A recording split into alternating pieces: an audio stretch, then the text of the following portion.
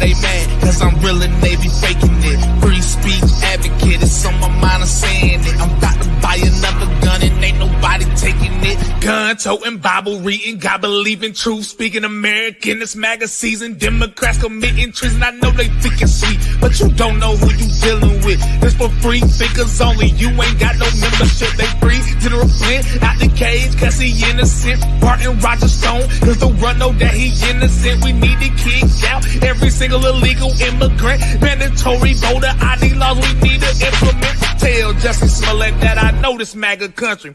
Tell China we know they...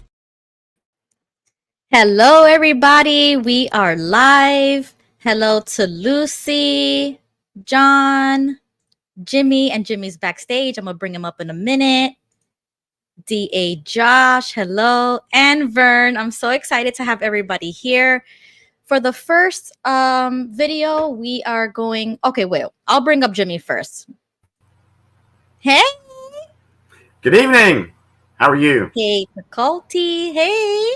So Jimmy shared a really cool video with me that he wanted to have as another intro into our stream. So I am going to play that now.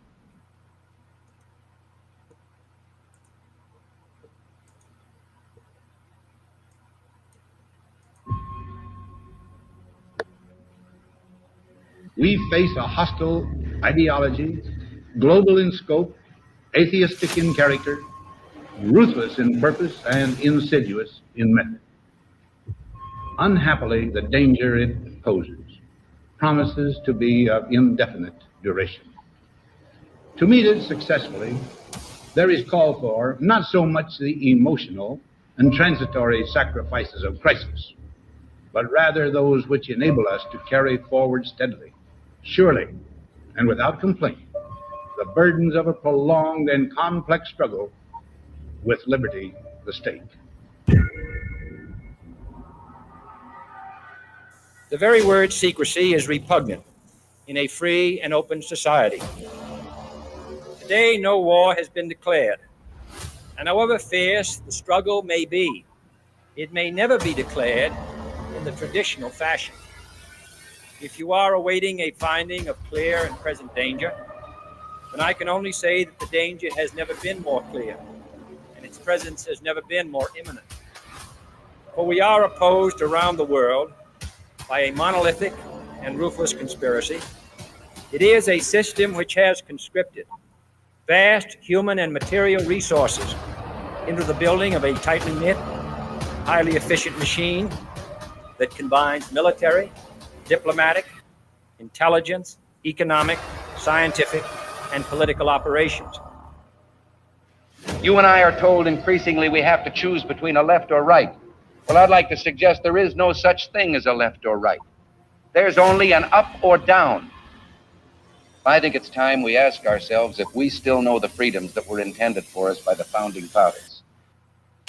We're at war with the most dangerous enemy that has ever faced mankind in his long climb from the swamp to the stars. If we lose freedom here, there's no place to escape to. This is the last stand on earth.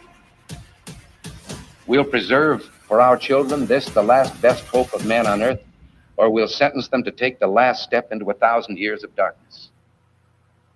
In my former life, I was an insider as much as anybody else.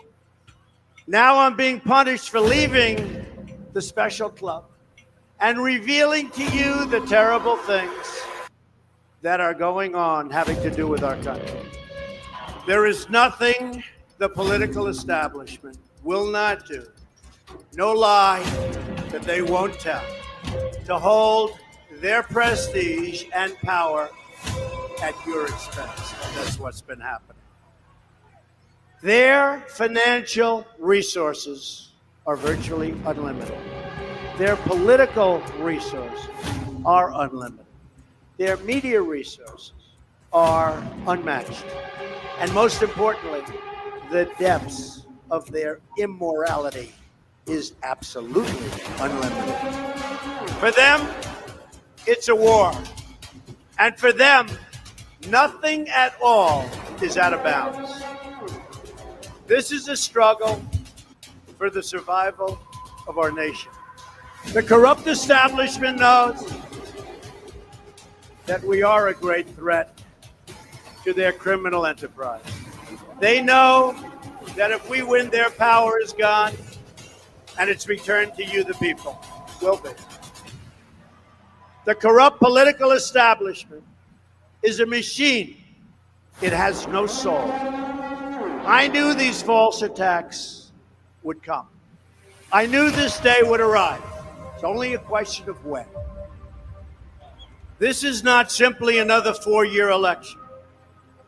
This is a crossroads in the history of our civilization that will determine whether or not we, the people, reclaim control over our government. The only thing that can stop this corrupt machine is you. The only force strong enough to save our country is us.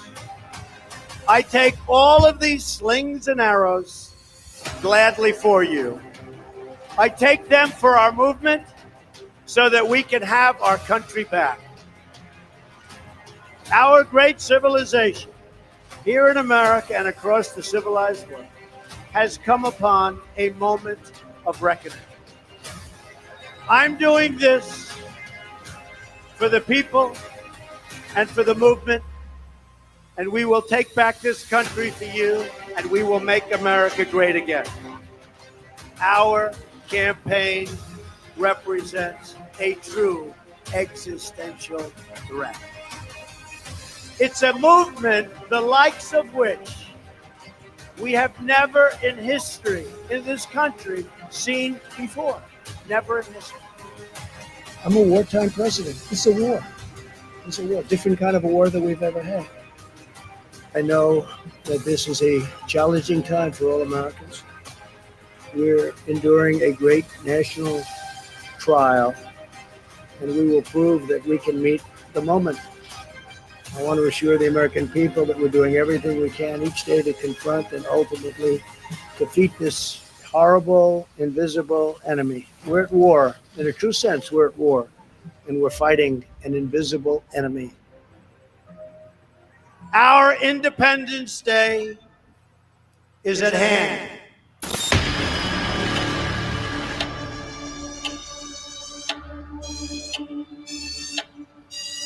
People should not be afraid of their governments. Governments should be afraid of their people.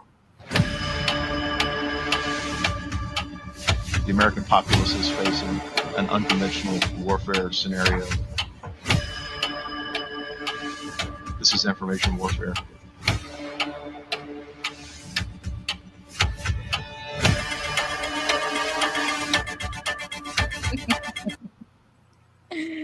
Oh man, You get excited? I love that. It's just so perfect for what the stream was gonna be about today because once I saw V, I was like, oh snap. Yeah. I try to send you some good stuff.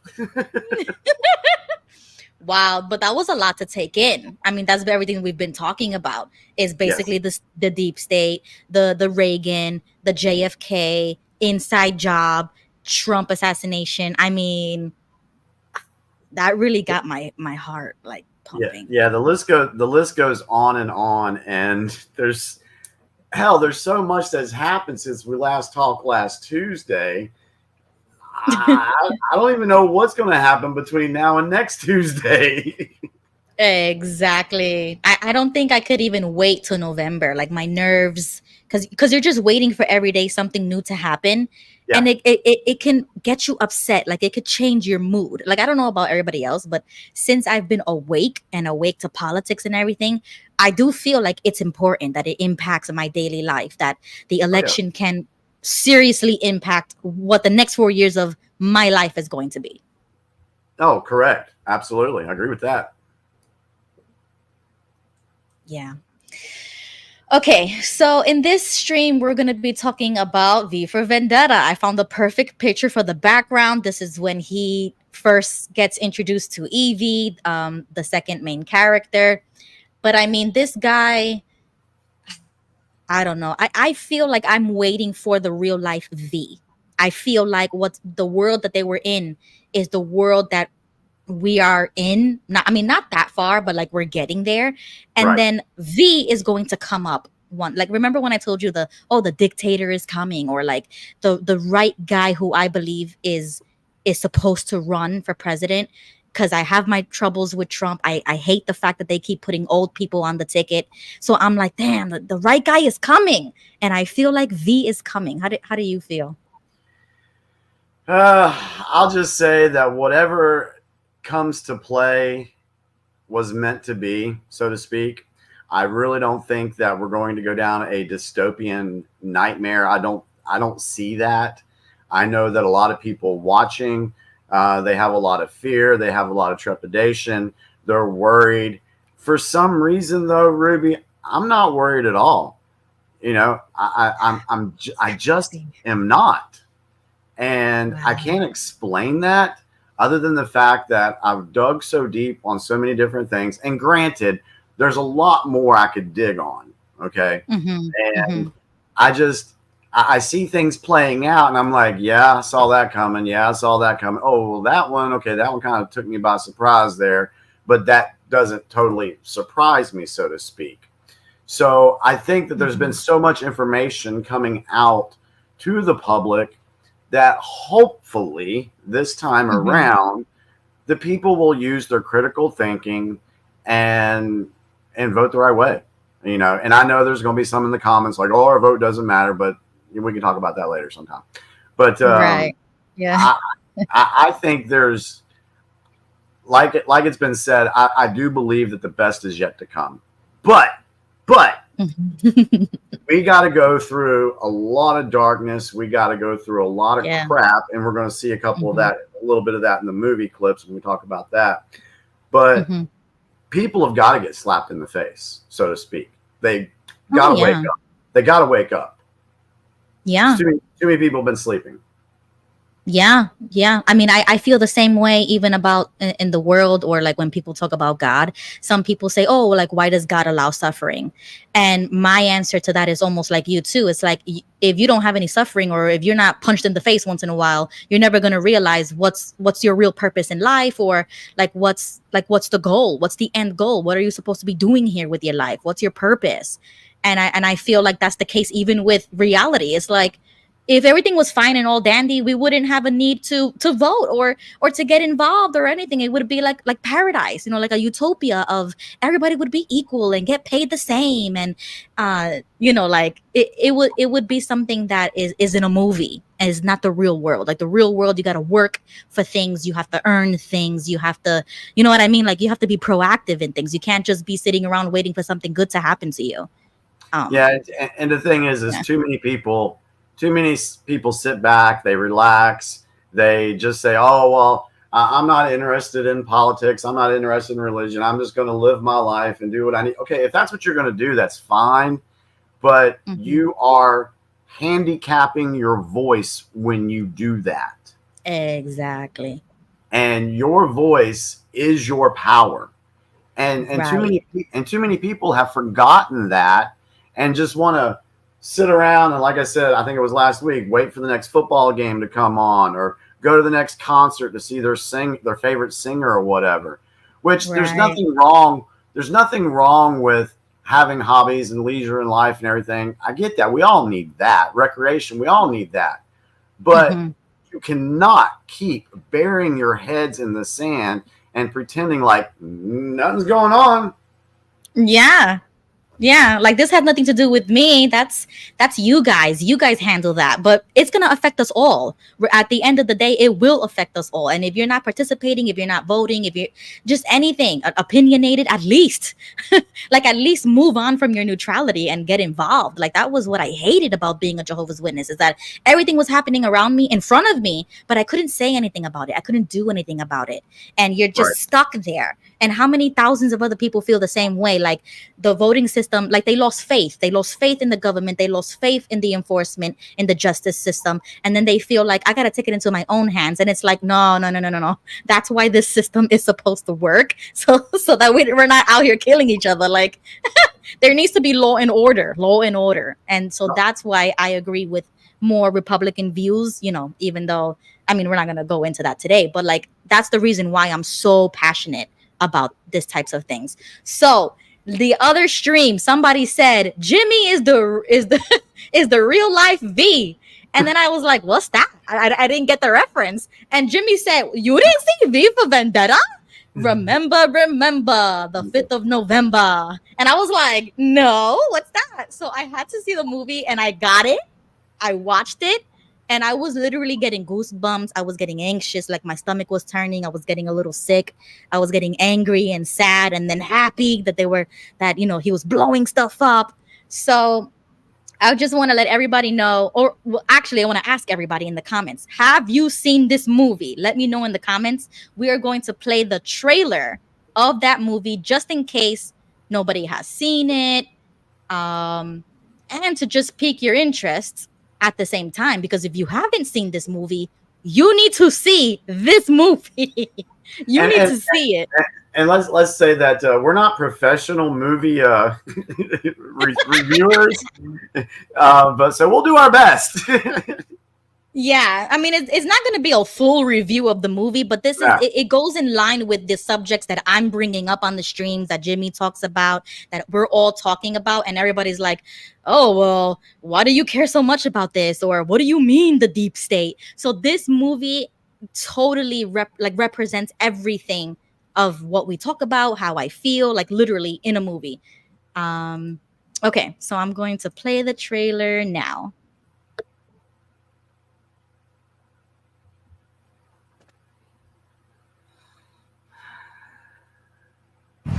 I wish I wasn't afraid all the time, but I am.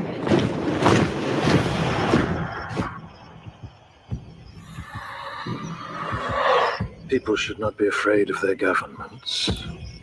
Governments should be afraid of their people.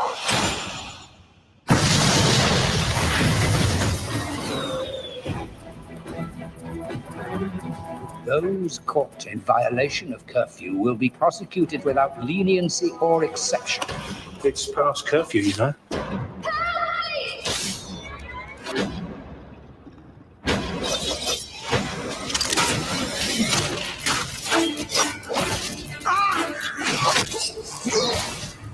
Mercy. Oh, not tonight. Who are you? Gentlemen, I want this terrorist found, and I want him to understand what terror really means. We're working on several leads. Her parents were detained when she was 12. It was like those black bags erased them from the face of the earth. You have one chance. You must tell us the whereabouts of Codename V. If our own government was responsible for the deaths of 100,000 people, do you really want to know? Those who are responsible will be held accountable. The time has come for you to live without fear. I'm ready. This country stands on the edge of oblivion. I want everyone to remember why they need us. Kill him. My turn.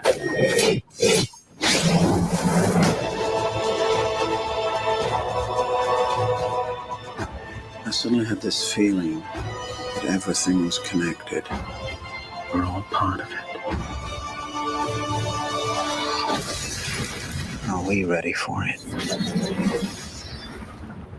The only verdict is vengeance. Such a badass movie. Oh my goodness.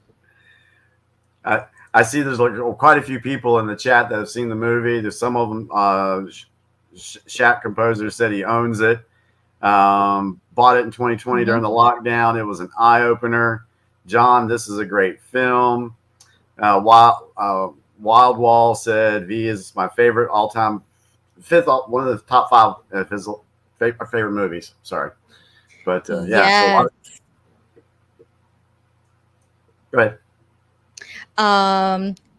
Just to let Jane know that the actress is Natalie Portman, and she is amazing. I loved I just love it so much. I mean, it really goes in depth to how the government tries to control everybody, Yep. how they try to induce fear for you to loosen or let go of your rights, because you would rather let go of your freedom for safety because you think that the government is going to take care of everything. So they make something up and they say, oh, this is a scary, deadly virus or whatever. And that's why I included C19 in the title, because I think it correlates a lot to what happened, how the leader gained power. People let their rights go and their freedoms go just because of fear of something unknown. They don't know what's going on. People are dying. There's chaos. There's crime. There's like everything happening, and they feel like they can't control that. So they're like, okay, we want you guys to do it. Government, help us, government. Yeah, that's what they do. It's always they create the problem, and then, oh, well, we have a solution. They create the problem, get everybody panicked and fearful, and then they present a solution to that problem, and then everybody's like, oh yeah, the government figured out, the government's here to help save us. Wasn't it Ronald Reagan that said, the scariest 9 words was, hello, we're the government and we're here to help you. Yeah.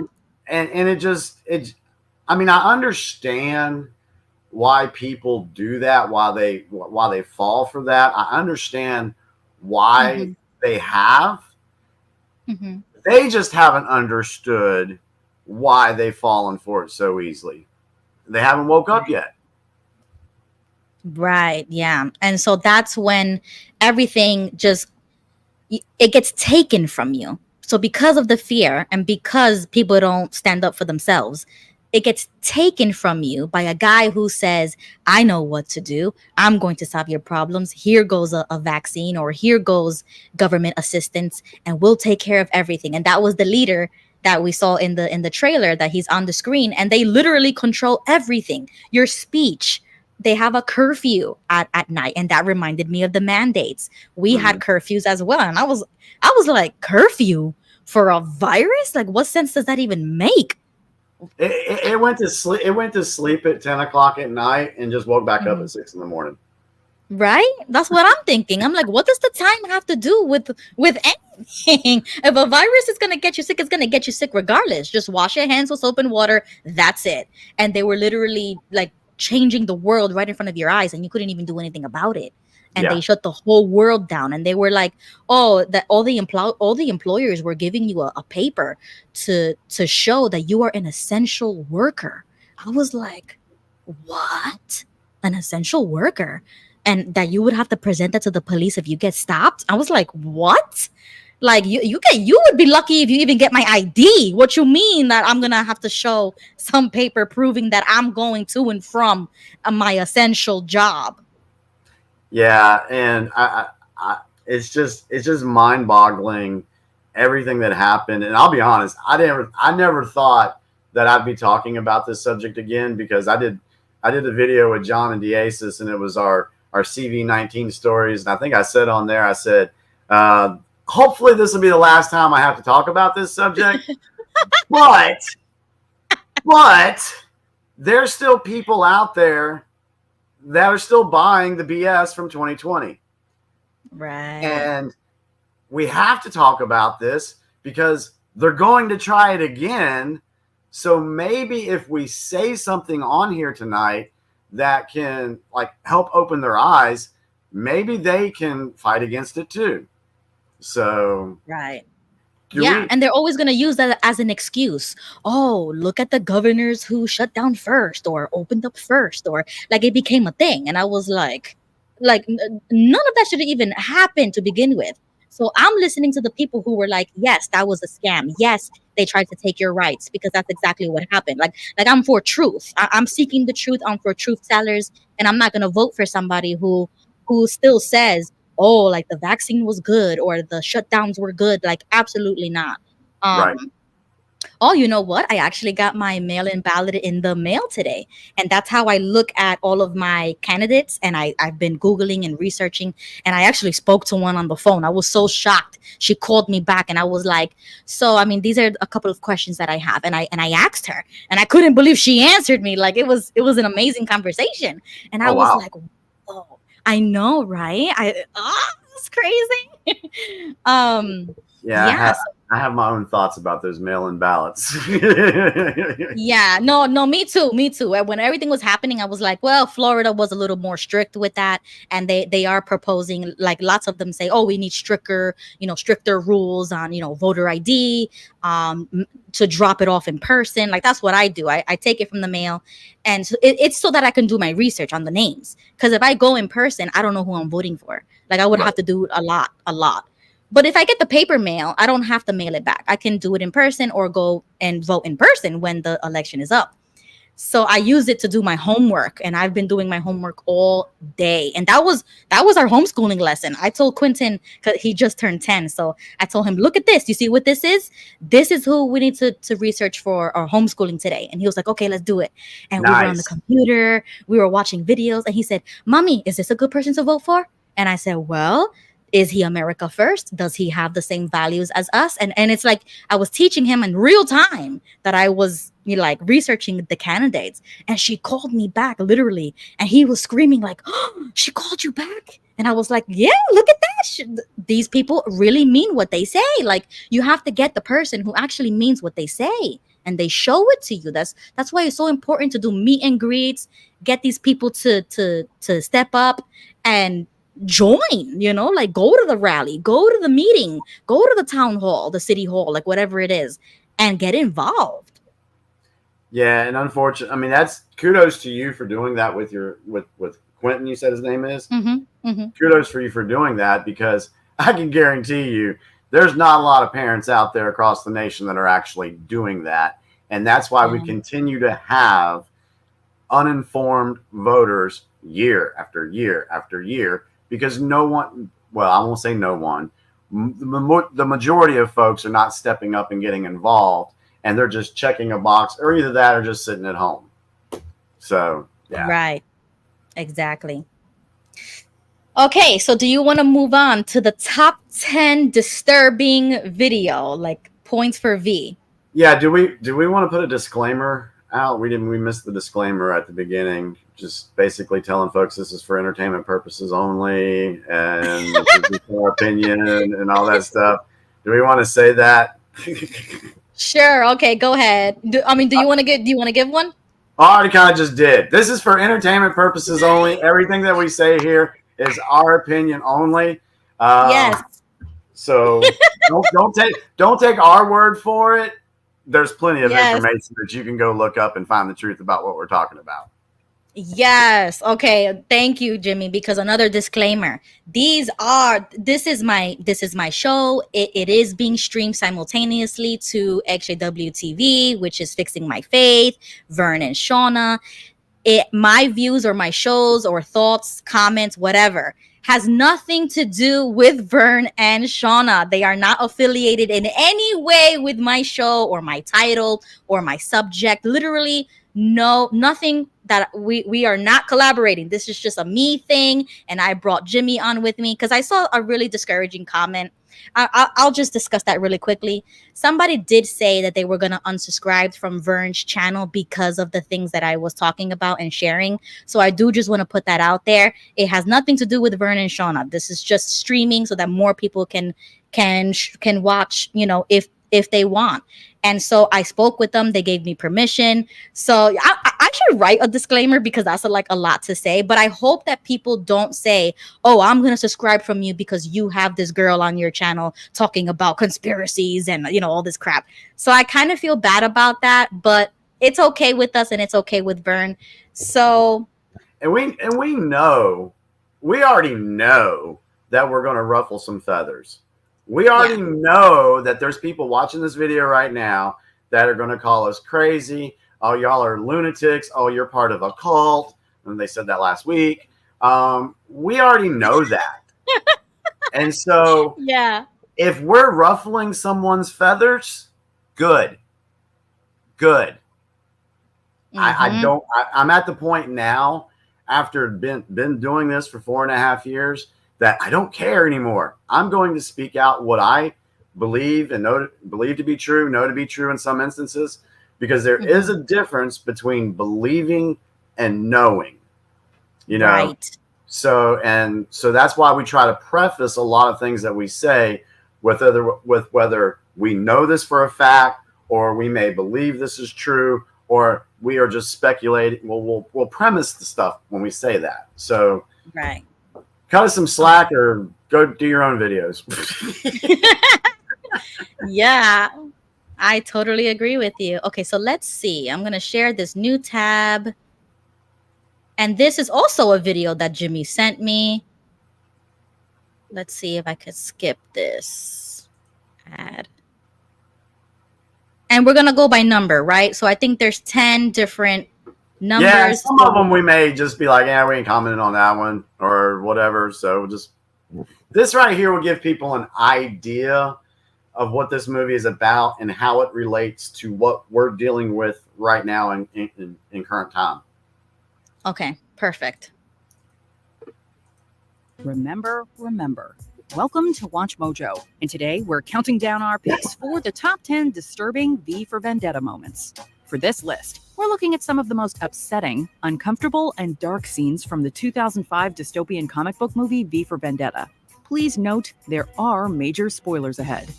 Number 10, BTN broadcast. In the dystopian fascist Britain imagined by V for Vendetta, the state-run Britain Television Network, or BTN, dominates the airwaves.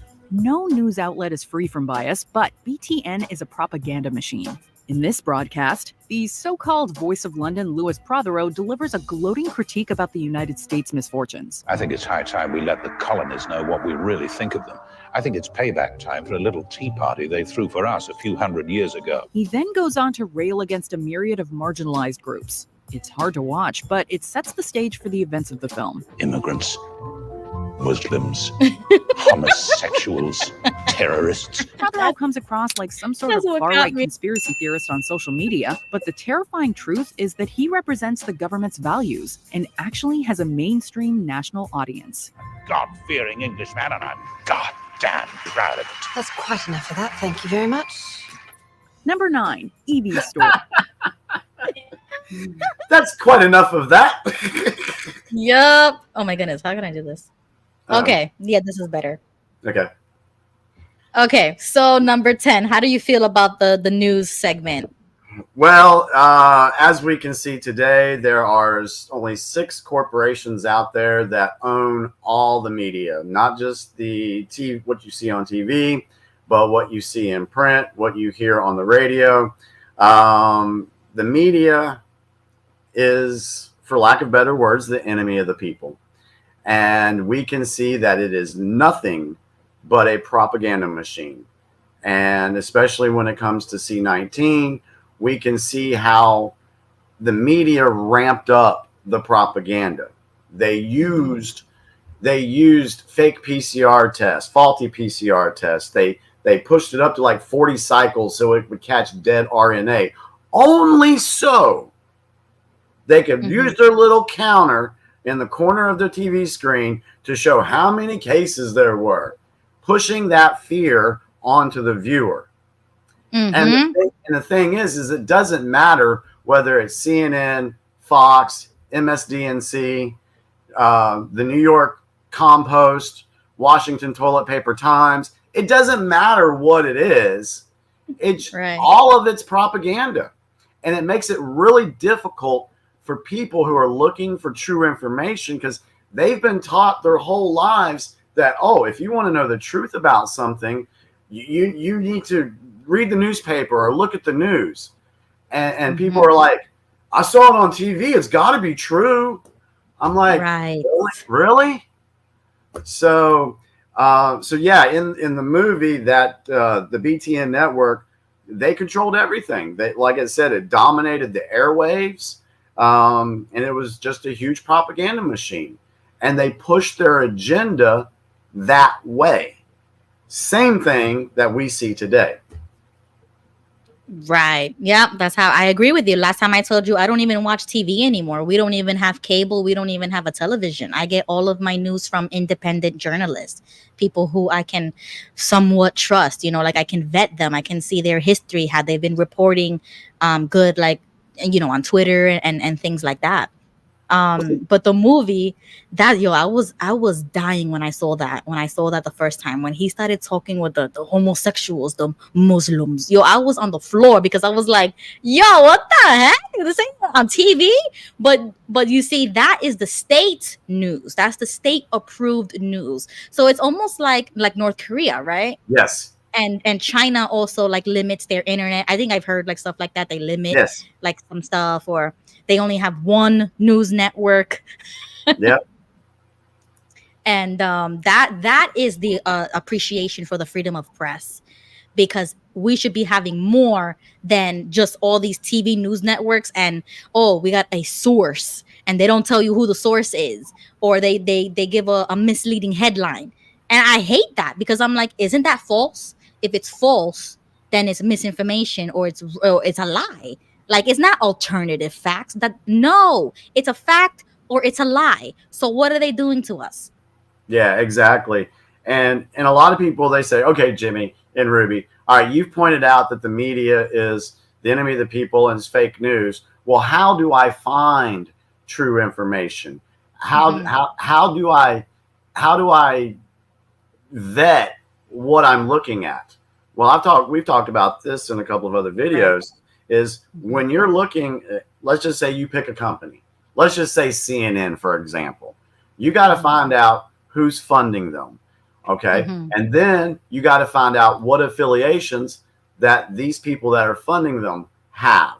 You've got to actually do some research. You can't just accept it at face value.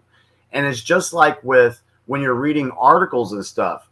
You'll see the headline, and the headline will look flashy and exciting, but go look and see who wrote that article. Go and check to see where that person stands. What other articles have they put out?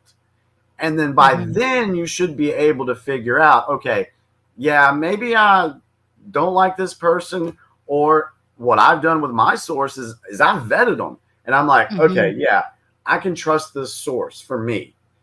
And I've done that with all my sources. And I'm happy with the sources I have because I was able to vet them.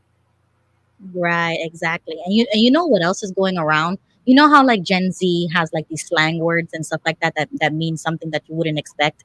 So I was in and they told me, do you believe in capital T and lowercase t? And do you think that we can find the truth elsewhere? And I was like, what is capital T, lowercase t? And then he said, oh, well, capital T is like objective truth, and lowercase t is subjective truth. And I was like, what?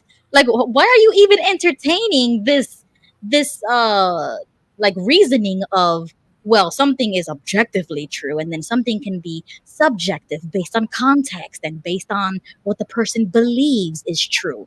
And I was like, what? Oh my God.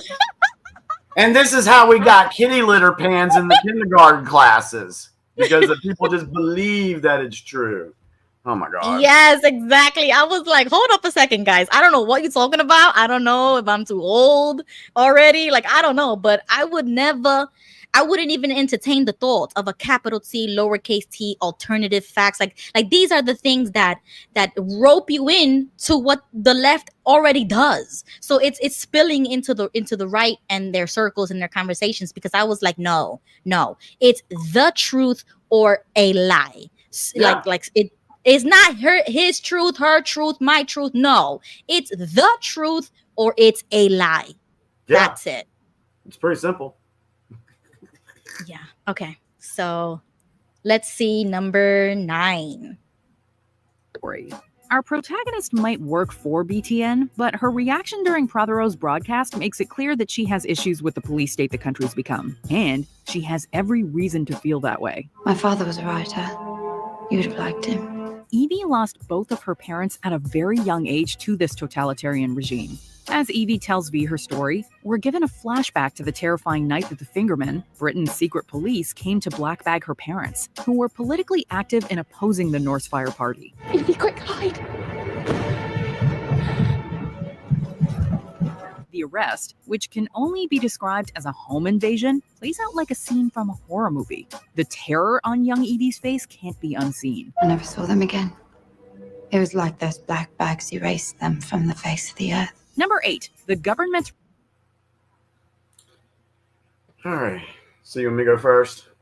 Sure, go ahead. Okay, How do you feel about Evie's past? So I guess my takeaway from this is, so we got Evie, who now works for the BTN organization, and throughout the movie she starts seeing things that she doesn't agree with, and later on it'll show her getting arrested or whatever. It does go back to her past that shows that her parents were very active in speaking out against the government, and they basically were silenced. And so what do we see today? We see people working for companies that these companies have been accused of wrongdoing, and information's come out. And then we have whistleblowers that come out and talk about what they've seen. For example, here lately, it was the Boeing company, and we had 2 whistleblowers come out about that. Throughout the years, we've had many whistleblowers talking about things that they've seen that is nefarious, deceptive, and destructive that these companies are doing to harm folks. And what do? They silence people. And so that's why you hear, oh, this person jumped out of a 15-story building, or this person got, committed suicide or whatever. And usually that's not the case. It gets a little more dark than that, folks. Yep, totally agree with you. I think that she was in the lion's den and she didn't even know it. So because this is really in the beginning of the movie. And when she starts connecting the dots, it's like now she realizes that everything that she's literally gone through was because of the government. Not that they were actually helping you. It was happening, bad things were happening to you because of the government. You just didn't know it.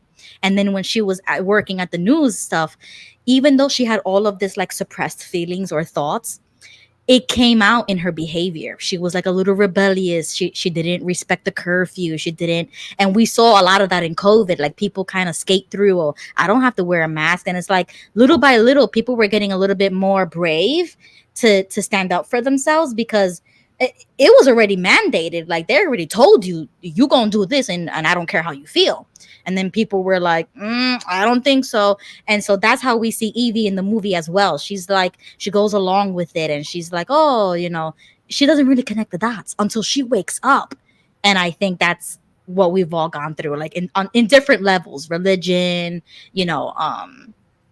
the politics, media, like literally everything in your life, you have awakenings. It's over and over and over again. And then you realize, oh snap, everything is connected. I was just like ignorant to all of that, and I didn't even know that. So that's where Evie gets caught. Yeah, you made a statement that there's awakenings. I like how you put an S at the end of that, and we're going to talk about that a little bit later with another clip of another movie. But you just don't wake up one time. You just don't wake up. You don't wake up from Watchtower and be like, oh, I understand everything now. Right. No, I'm here to tell you that you're going to have a lot of wake up moments. You're going to have a lot of, oh, crap moments. And I'm going to tell you right now, with me personally, yeah, I woke up to a lot of stuff, but there's still some things out there that haven't been revealed yet that I'm going to be like, crap. And you could almost sense it now. Like I can literally sense when I know something is going to open up my brain, and I get a little anxiety, and I'm like, do I really want to read that right now? Do I really want to know about this right now? So sometimes I do control it. I control that awakening, and I say, I'm not ready for this. Let me prepare myself, and then I'll dive into this. Or like when my husband tells me something and he's trying to share something with me, I tell him, is this going to wake me up about something that I'm not ready for? I stop him right in his tracks, because I'm like, you're not going to give me anxiety tonight. tell me what you're going to tell me first. And if it's going to either ruin something that I had already like had I constructed a thought or a belief. If Right. it's going to hinder that, tell me before you tell me. Like warn me before you tell me what it is. And then he says, okay, yeah, we'll say this for another night because I see you're going to church. I see the progress that you're making, and I don't want to ruin that for you right now. So it's like you need to put the boundary there because you gotta sense it. I sense it at least. Like I'm aware. Yeah, it's an amazing journey to go down. It's exciting, but it's also scary. But once you go through it a couple of times, you're like, okay, I've kind of got the hang of this now. I know what my emotions are going to be. I know how I'm going to feel about this. Let me just deal with it and face the fact. That's the thing. You got to face the fact. You can't have fear to know the truth. I know that sounds weird, but do not be fearful of the true information out there. And if it does cause you to, rethink what you previously believed, then okay, that's good. So I was trying to think of something else I was going to say on that clip there about whistleblowers being silenced and everything. Going back to the media powers, when we were talking about C19 and online, the alternative sources, we were being shut down. I mean, I lost my original Facebook page. I spent many weeks in Facebook jail because, and so did a bunch of other folks. YouTube channels were taken down. People were kicked off of Twitter. People were kicked off of Facebook, and it's just they didn't want that information coming out. But what they didn't count on was the number of people that were putting that information out, and they couldn't silence all. Right. I did the same thing with the Hunter Biden laptop. They suspended us like 2.3 seconds. You got your thing suspended, but you need 3 strikes to get your Twitter off. So that was my very first suspension, and I was proud of it. I was like, I will sacrifice my whole account to share the truth about what happened during that time. And then reports later on, they were actually admitting it, that if people actually knew the truth, that would have swayed the election because people would have not voted if they knew the contents of Hunter Biden's laptop. Oh yeah. Have you actually seen everything that's on that laptop? I've seen some stuff on there. Okay, yeah. It's not good. It's not good. And it's, I don't think we're going to go into that here, but it's disturbing. It's disturbing. Right. It is. But you see, this is for everybody to do their own research. We're bringing up certain things that you can definitely check out on your own. Look it up because now they actually allow this information to become public knowledge. You see what I'm saying? But at the time, they were censoring it because of the election. So, well, yeah. And I'm sure we're going to get into that a little bit more. I got a little bit more to say about all that. But yeah. So let's go to the next clip, I guess. Government's response. All right. Yep. Okay, so number 8, the government's response to the attack. Response to the attack. On the night that Edie first meets V, the masked vigilante offers her a front row seat to his first major act of resistance, the destruction of the Old Bailey. Here comes the crescendo.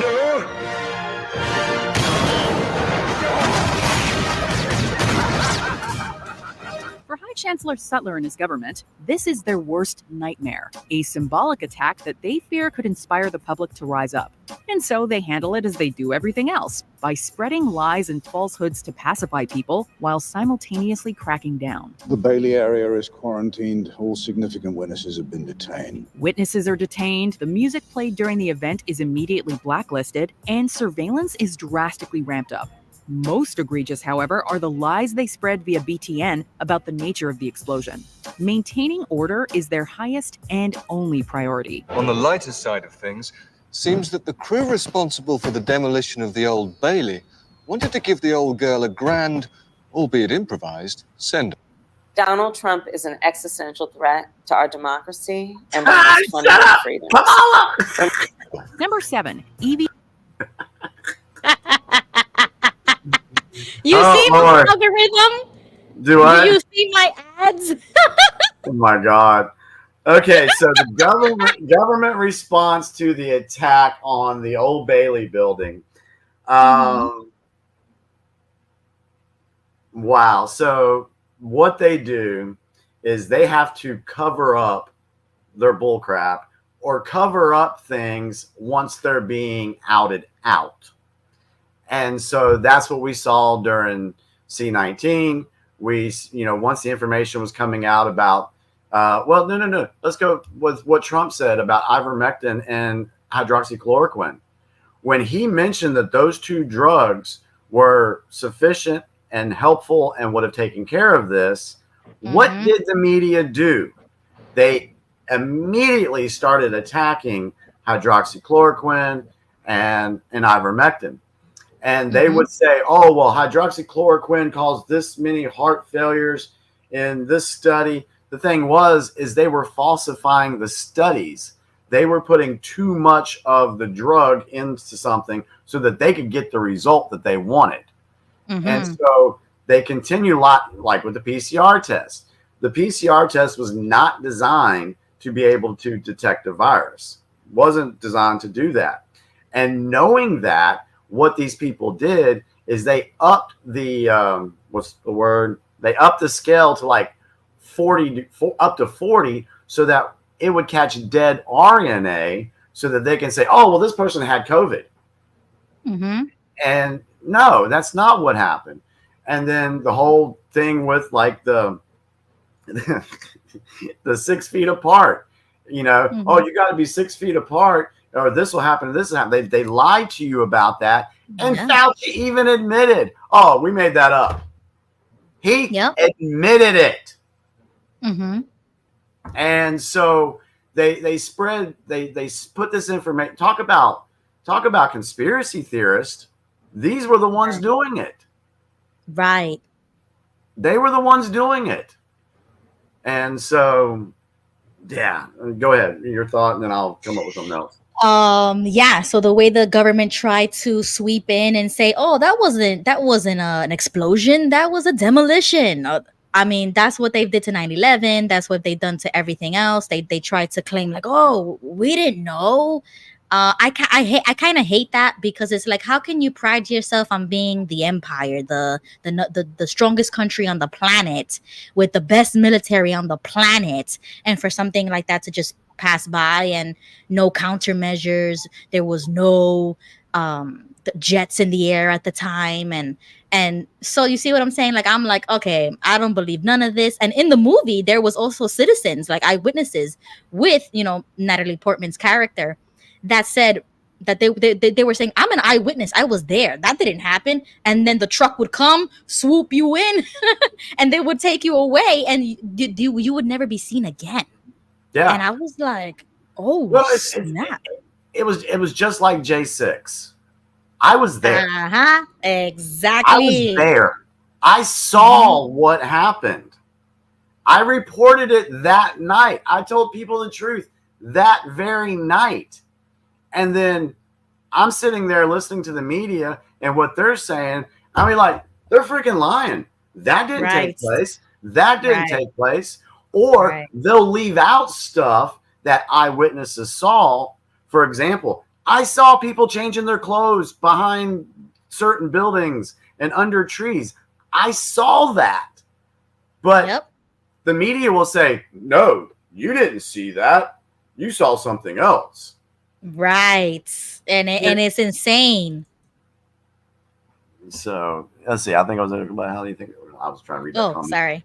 That's okay. Yeah, she Cat B says she thinks it was to collect DNA. I mean, yeah, there was a lot of theories going on. Even my uncle, he used to go down. He was disabled and he had like a scooter, and he would go driving Lower Manhattan to all the hospitals in Lower Manhattan to see if what they were saying on the TV was true. And he would go into every single hospital, and on the TV they were saying, "Oh, it's overloaded. We don't even have beds. There's sick people everywhere, dying all over the place. Ventilator this, ventilator that. We don't have enough." And he would literally go walk into the ER and it was empty. Yeah, empty. I did the same thing. I went to 3 different hospitals here in our area and they were empty. But to hear the nightly news, those hospitals were overrun. It's kind of like, I don't know if you've ever seen the video or the clip where you have a weather reporter during a hurricane Yes, saying that, oh, this is a Cat 3 and there's flash flooding and da-da-da-da. And it makes it look like they're like waist deep in water. Yeah, that was Anderson Cooper. But I saw that behind clip. them, there are Yeah. people walking along the street and you can see their feet and everything. I mean, it's just they're liars. They are liars. Right. And they try to, and the thing is though, is when the alternative media starts calling them out and we get so strong that we're debunking these stories, you know, what used to take 5-6 years, you know, it went down to a year. Then it went down to 6 months. Then it went down to 3 months. We're debunking stories within 24 to 48 hours now. And so when that happens and they realize, oh crap, they're on to us, they got to have another distraction. Right. And how many distractions have we seen just in the last 2 weeks? It's one story right after another. Yep. So, yeah. Yep. Don't my goodness. Just media. Okay, let's see. Number 7, Evie's incarceration. Evie's incarceration. After being black-bagged, Evie wakes up in a mysterious facility. In a truly traumatic scene, she cries as her head is shaved and she's thrown into a small damp cell. She's taken out only to be tortured and interrogated. It's a painful reminder of the sort of treatment people receive in unjust legal systems and dictatorships. In a twist, however, it's revealed that V was behind it all, having recreated the experience of a Norse fire facility to free Evie of her fears. Hello, Evie. You. It was you. Yeah. That wasn't real. Understandably, Evie struggles to forgive him. What makes these moments even more disturbing is the fact that countless people, including V, have been subjected to the same and worse. What was true in that cell is just as true now. What you felt in there has nothing to do with me. I can't feel anything anymore. Number 6, Dietrich's. I can't tell you how I related with her statement that she can't feel anything anymore, because when I was going through all this, I was like, I don't know what to believe. It's like waking up from Watchtower. I didn't know whether to believe God was real, God was fake, what religion's true, what I didn't know. Yep. And so what we saw here in this sense was, yeah, she was taken by the what they call the fingermen. Yeah. But V stepped in, and I can't remember exactly how it went down, but V stepped in, saved her, put her in a fake environment, but created real things to try to wake her up. And, you know, while you're watching this, and I think this is actually, when I first watched the movie, this is where I came in, and I was like, oh my God, why is he doing this to her? This is so evil. This is so ruthless. Why is he doing this? And then when she comes out and he basically says, hey, I was trying to wake you up and show you what is really happening. When he says, what you felt was as real in there is as real on the outside. Right. And so, I just lost my train of thought. I apologize. Go ahead. That's okay. Yeah, okay. So yeah, she was being incarcerated. She thought it was real, but it wasn't real. She didn't know that it was V the entire time. But like you said, the exact same things would have happened if she got captured, because this was already the point where they knew who she was. They were hunting her down. So she's thinking this is real. She was going to give up her life, that she was not going to give up the identity of V or the location. And so that right there, and that's also when she's like under him, because like in the beginning he takes her and he's like, you can't go anywhere. They're gonna look for you everywhere. They're gonna go to every person you know into their house and they're gonna look for you. So I kind of identified that right there, what Evie was going through was Stockholm syndrome. Yes. And so And that's what everybody tells me about. Oh, how did you feel like this about waking up or trying to, like, butter them up because you want their approval or whatever?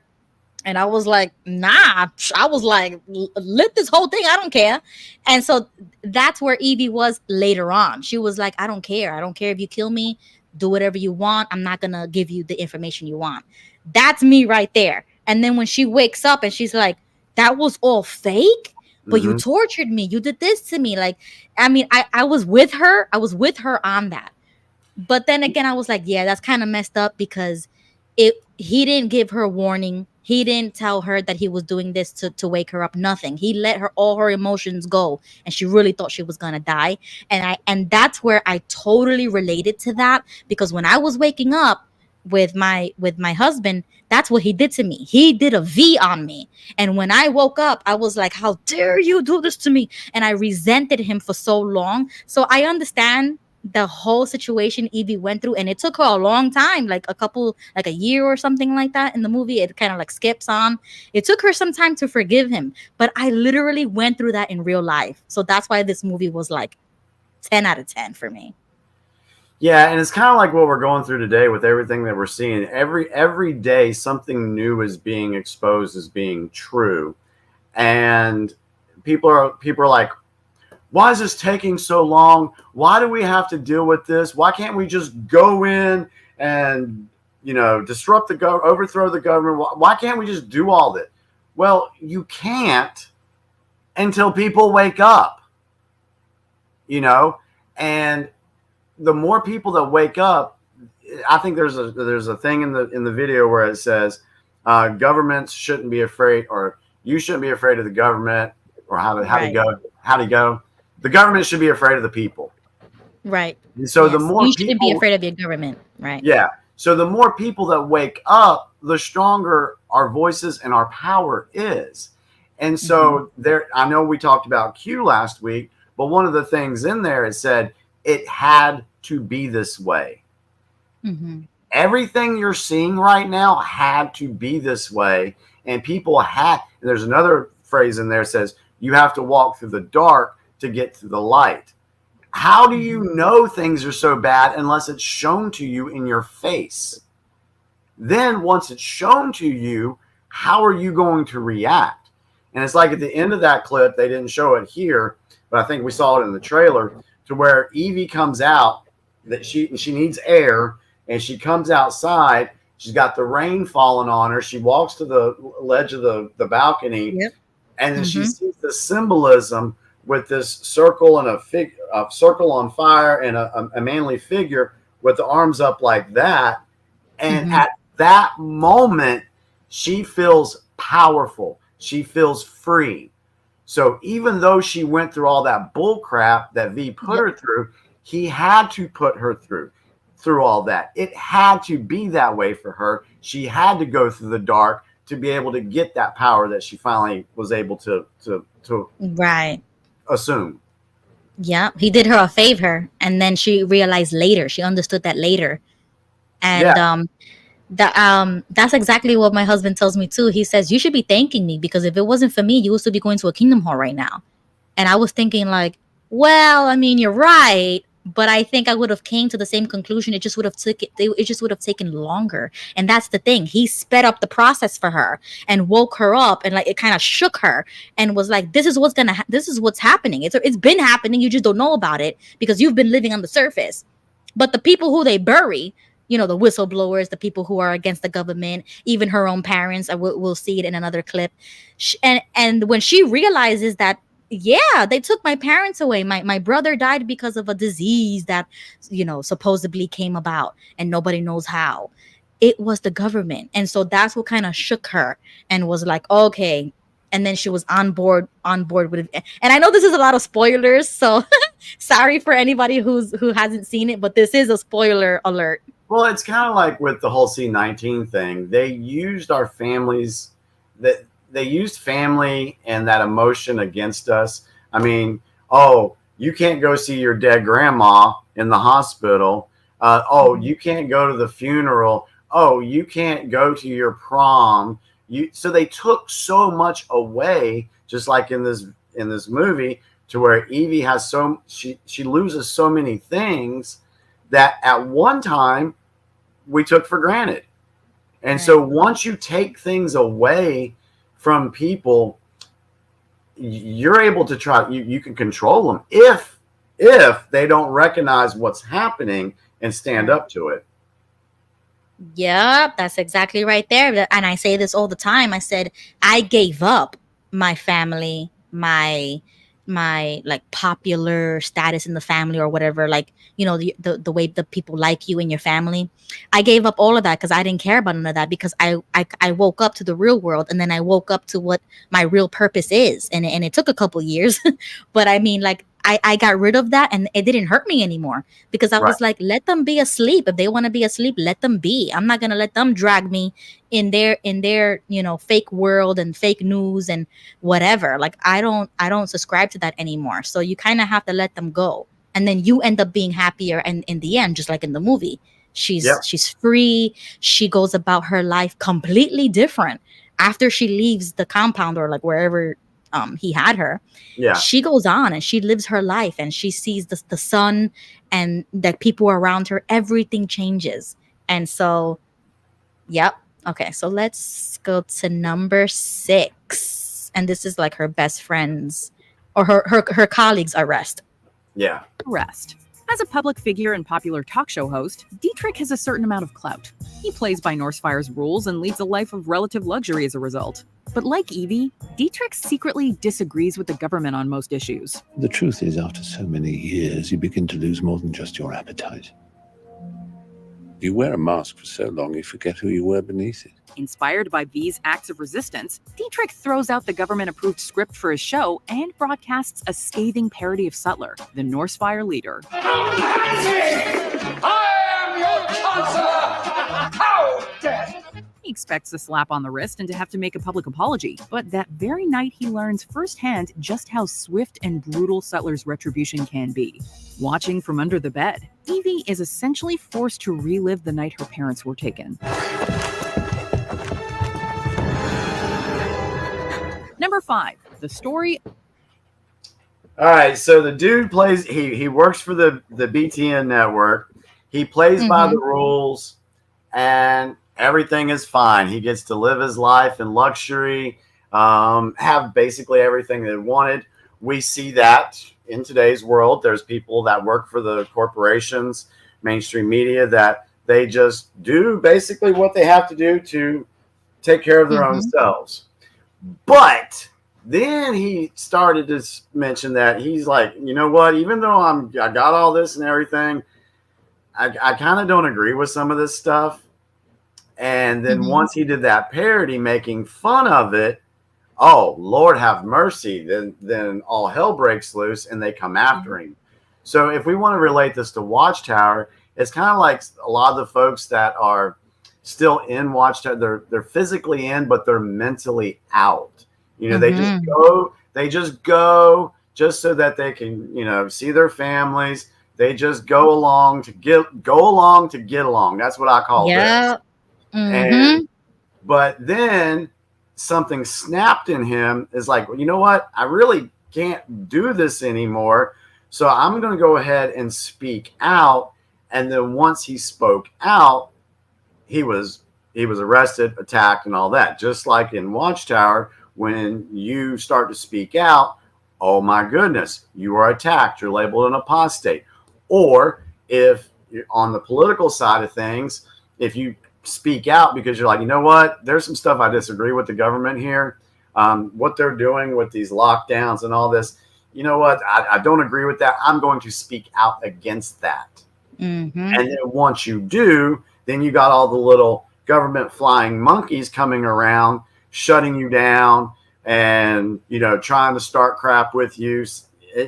So there's so many parallels in this movie to what we're dealing with today.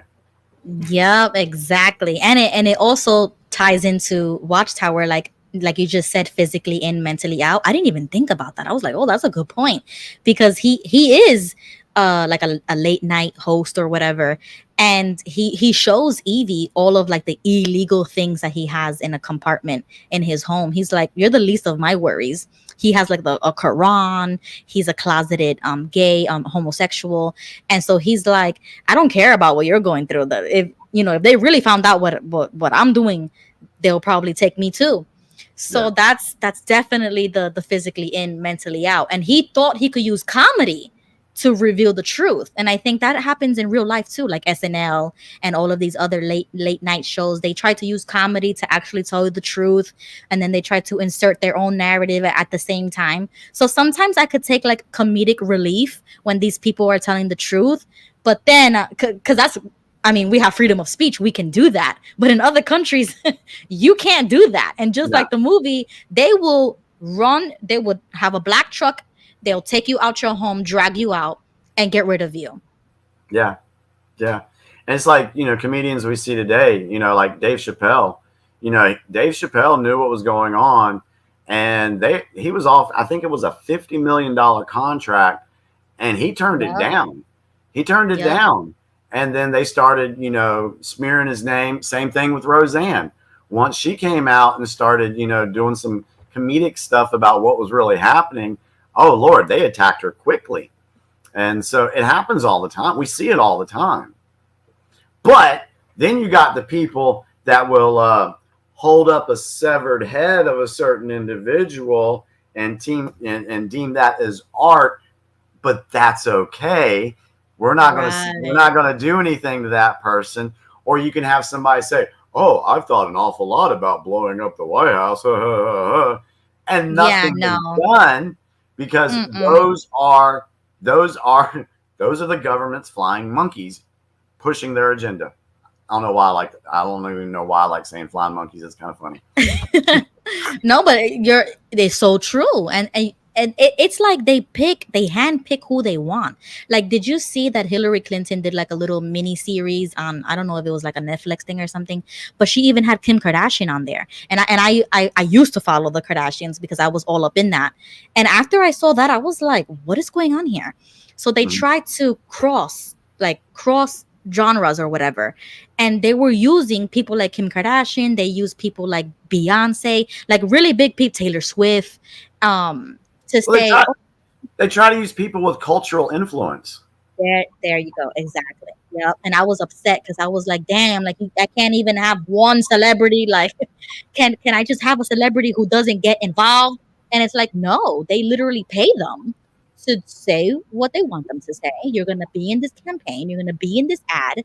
And then you'll get rewards for that as well. And that's the whole world of Vendetta. They all work for each other. They behind closed doors, they make deals behind closed doors. And so for him to do what he did without permission and to make it look all funny, he lost his life for that. And that was kind of, that got me like, oof, like, oh my God. And Visa was like, I can't help him with that one. I thought they were going to arrest him, but they killed him. Like, that's how bad it got. Yeah. Yeah. It's crazy, man.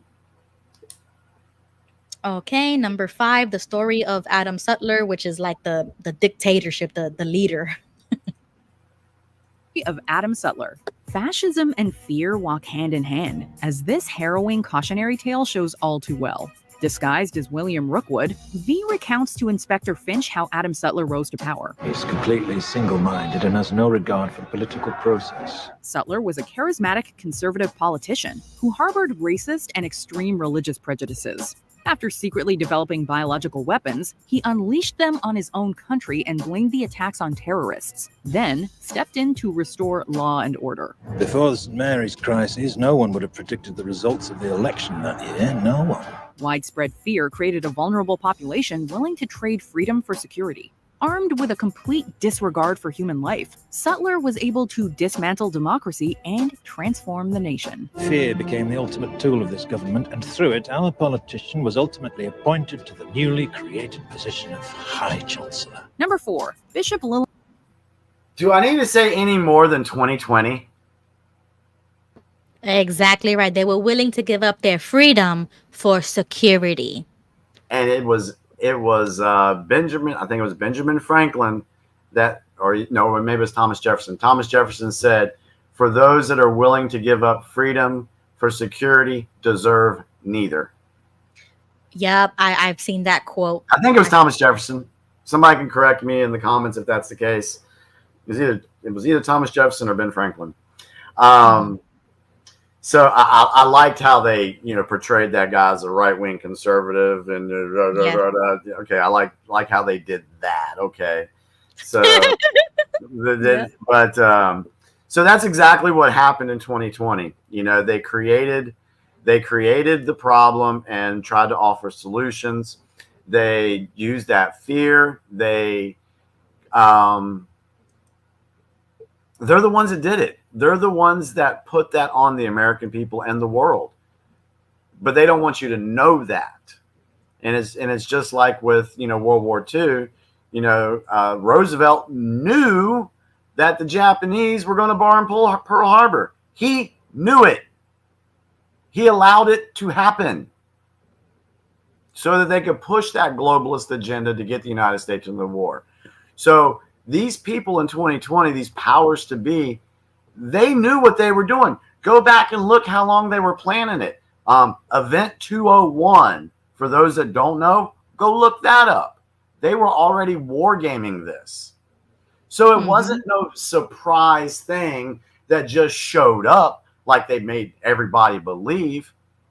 They created it, put it on the people, and then used it to control the people to get the end result of what they wanted on November 3rd of 2020. There's no two ways about it. You can't tell me any differently on that. Wow. Okay. So some people are letting me know in the comments that the stream was suspended on Vern's channel.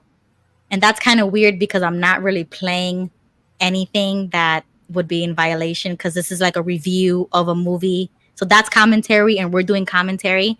So I don't know why they took it off of his channel. But if I go to my channel, I think it's still live. Yeah, it's still live. I can still see it over here. I got it on right here. Okay, perfect. Oh, I can guarantee you they don't want this video. Listen, I'm not even gonna put it out there, but we all know what I'm thinking right now.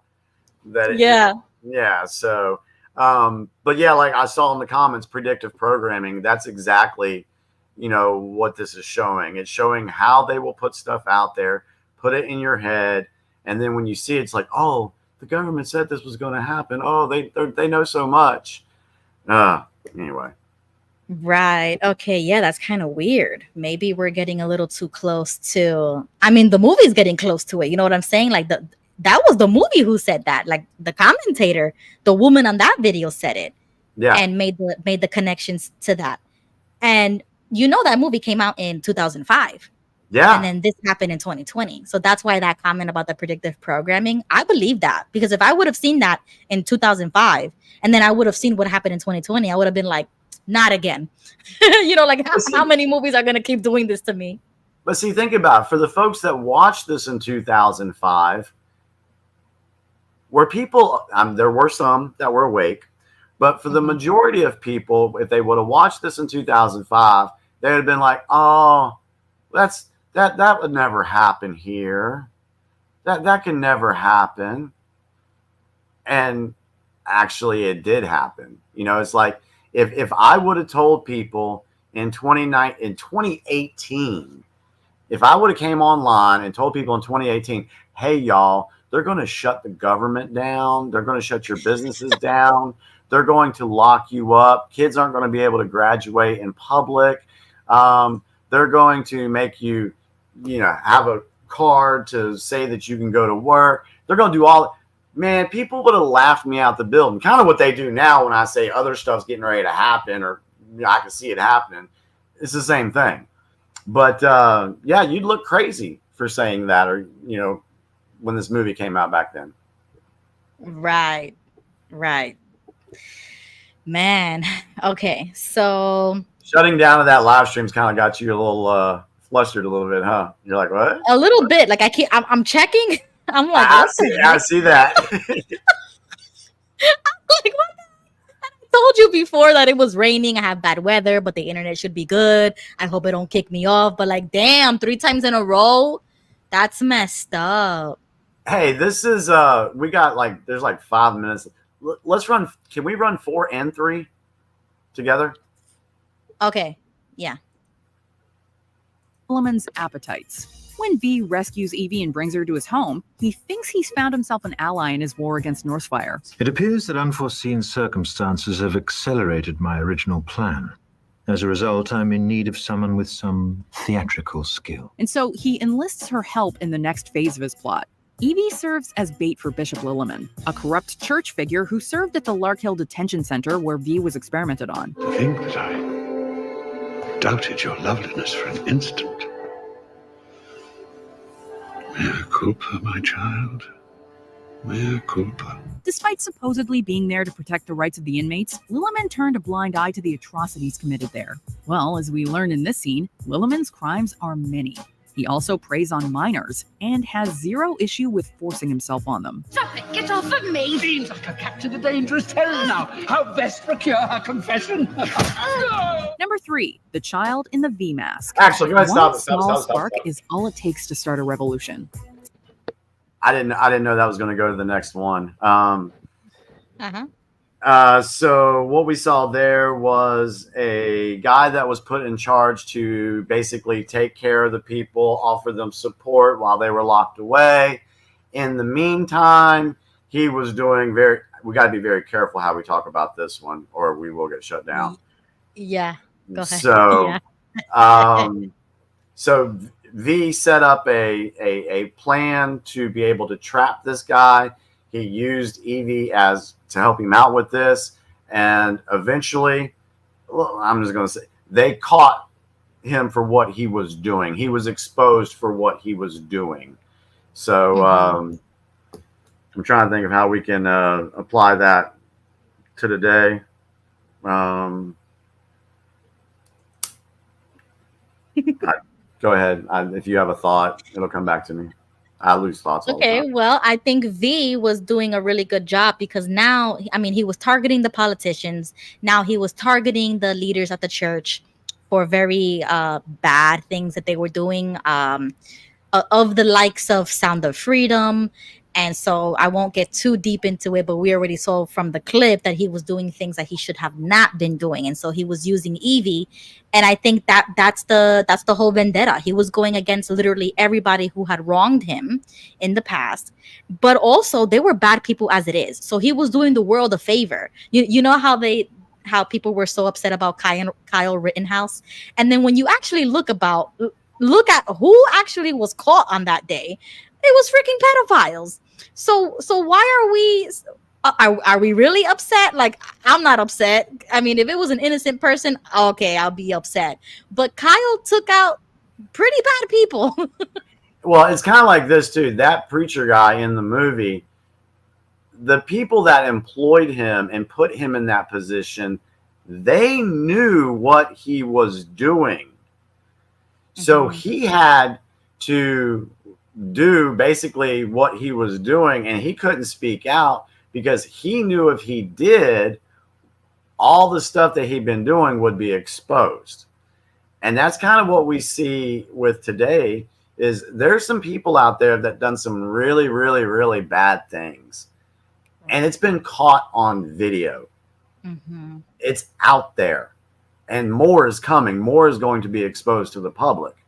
But these people are stuck. They can't do anything. They can't come out and speak out against the government because once they do, then this blackmail is going to be exposed. And then who knows what else may happen.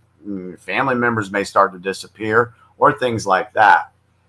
So it's pretty crazy. Just really quickly, Yvonne says, what's the name of my channel? It's literally my handle. It's my real name, Ruby Quinn. And then the handle is at New Yorker Rican. And I have it on the banner, like the name tag here. Somebody asked what religion was V. I was Mr. M. Yeah. What religion was V? Yeah. I don't even know. I don't think he had one. I don't know. Yeah, he was too focused in his own vendetta. I mean, he was his own religion. He had a mission. He had a mission, and he wasn't going to stop until either it took him out or he took them all out. But that was the mission.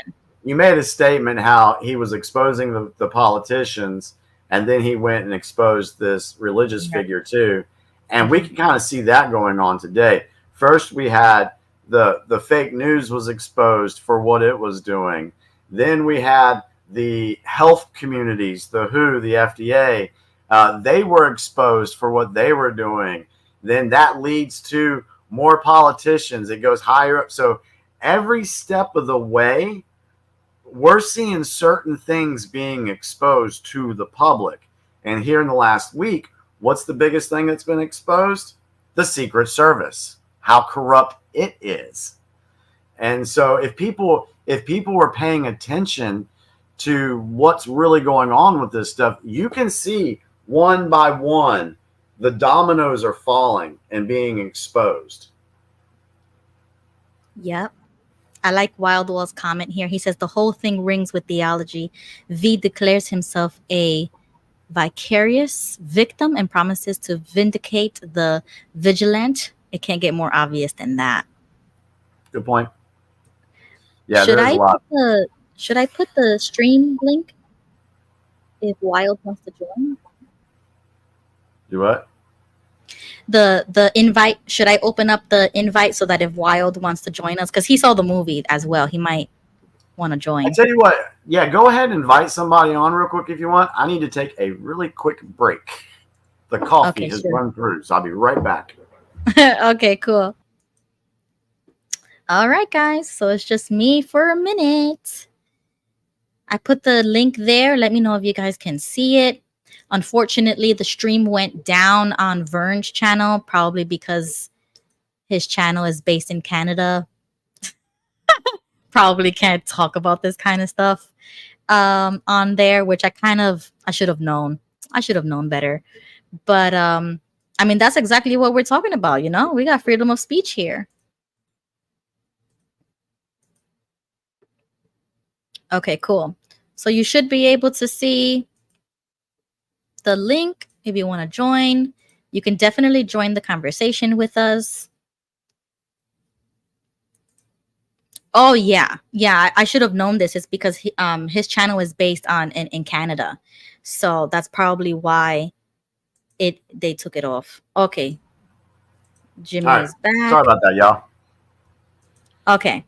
Oh yeah, Jimmy, I forgot to tell you. It was probably because Vern's channel is based in Canada, and so maybe their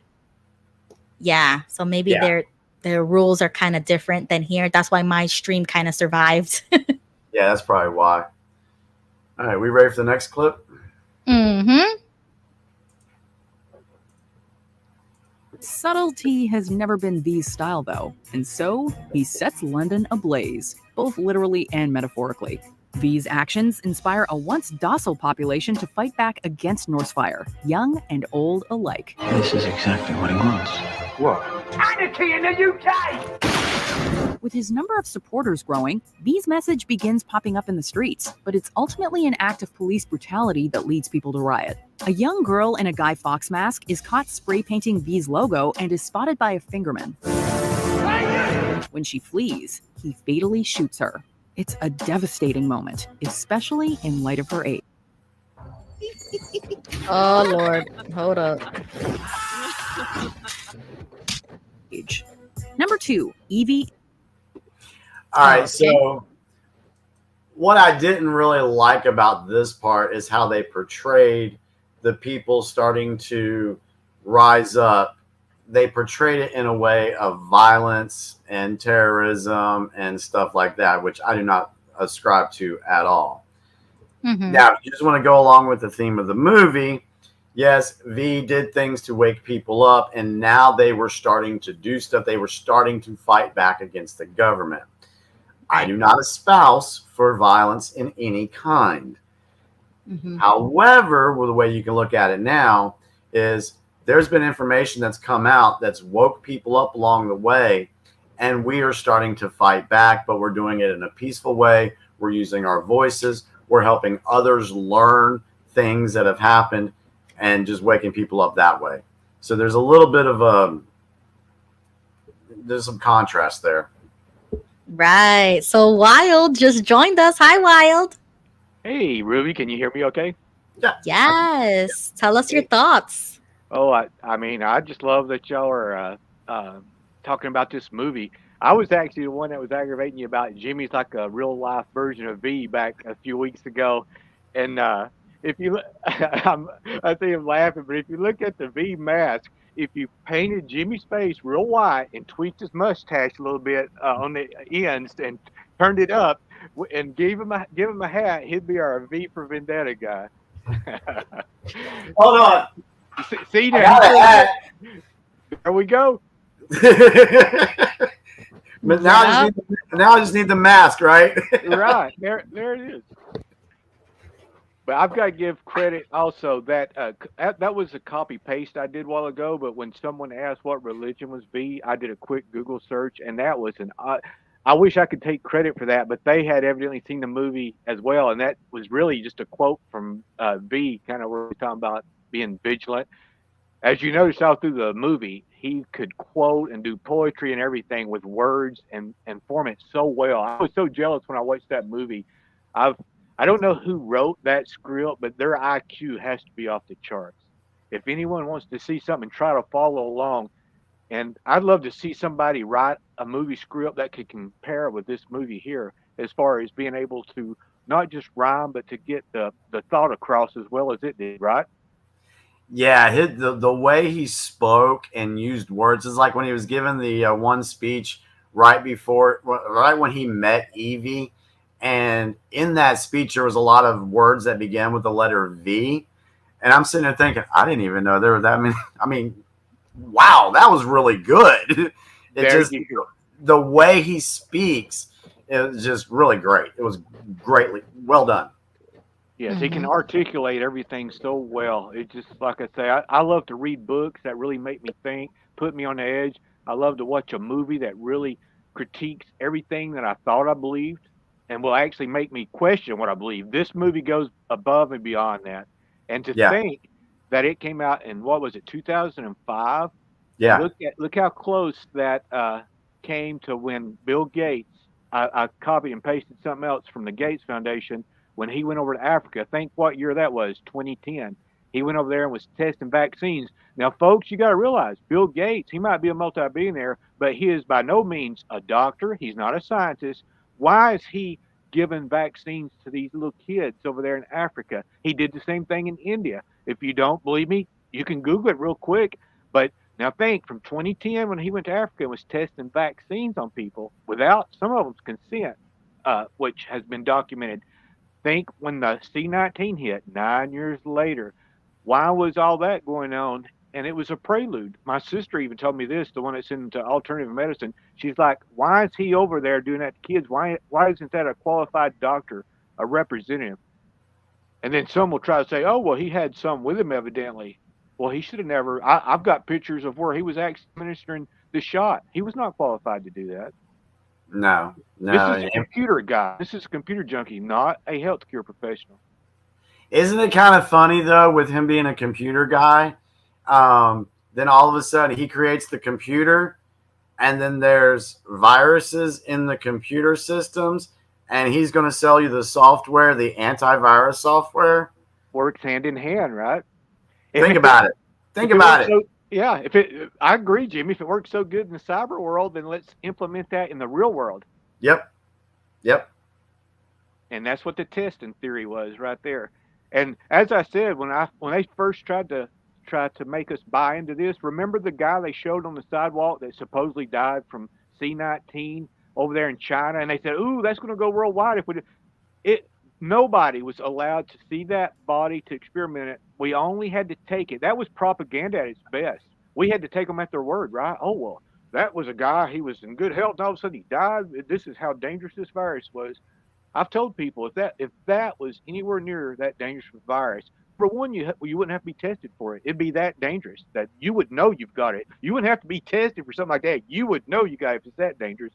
But if you go on beyond that, I mean, those homeless people here in the United States, You didn't see them dropping over dead in the streets. If it was from an overdose on medication or pharmaceuticals or something like that. It wasn't from C19.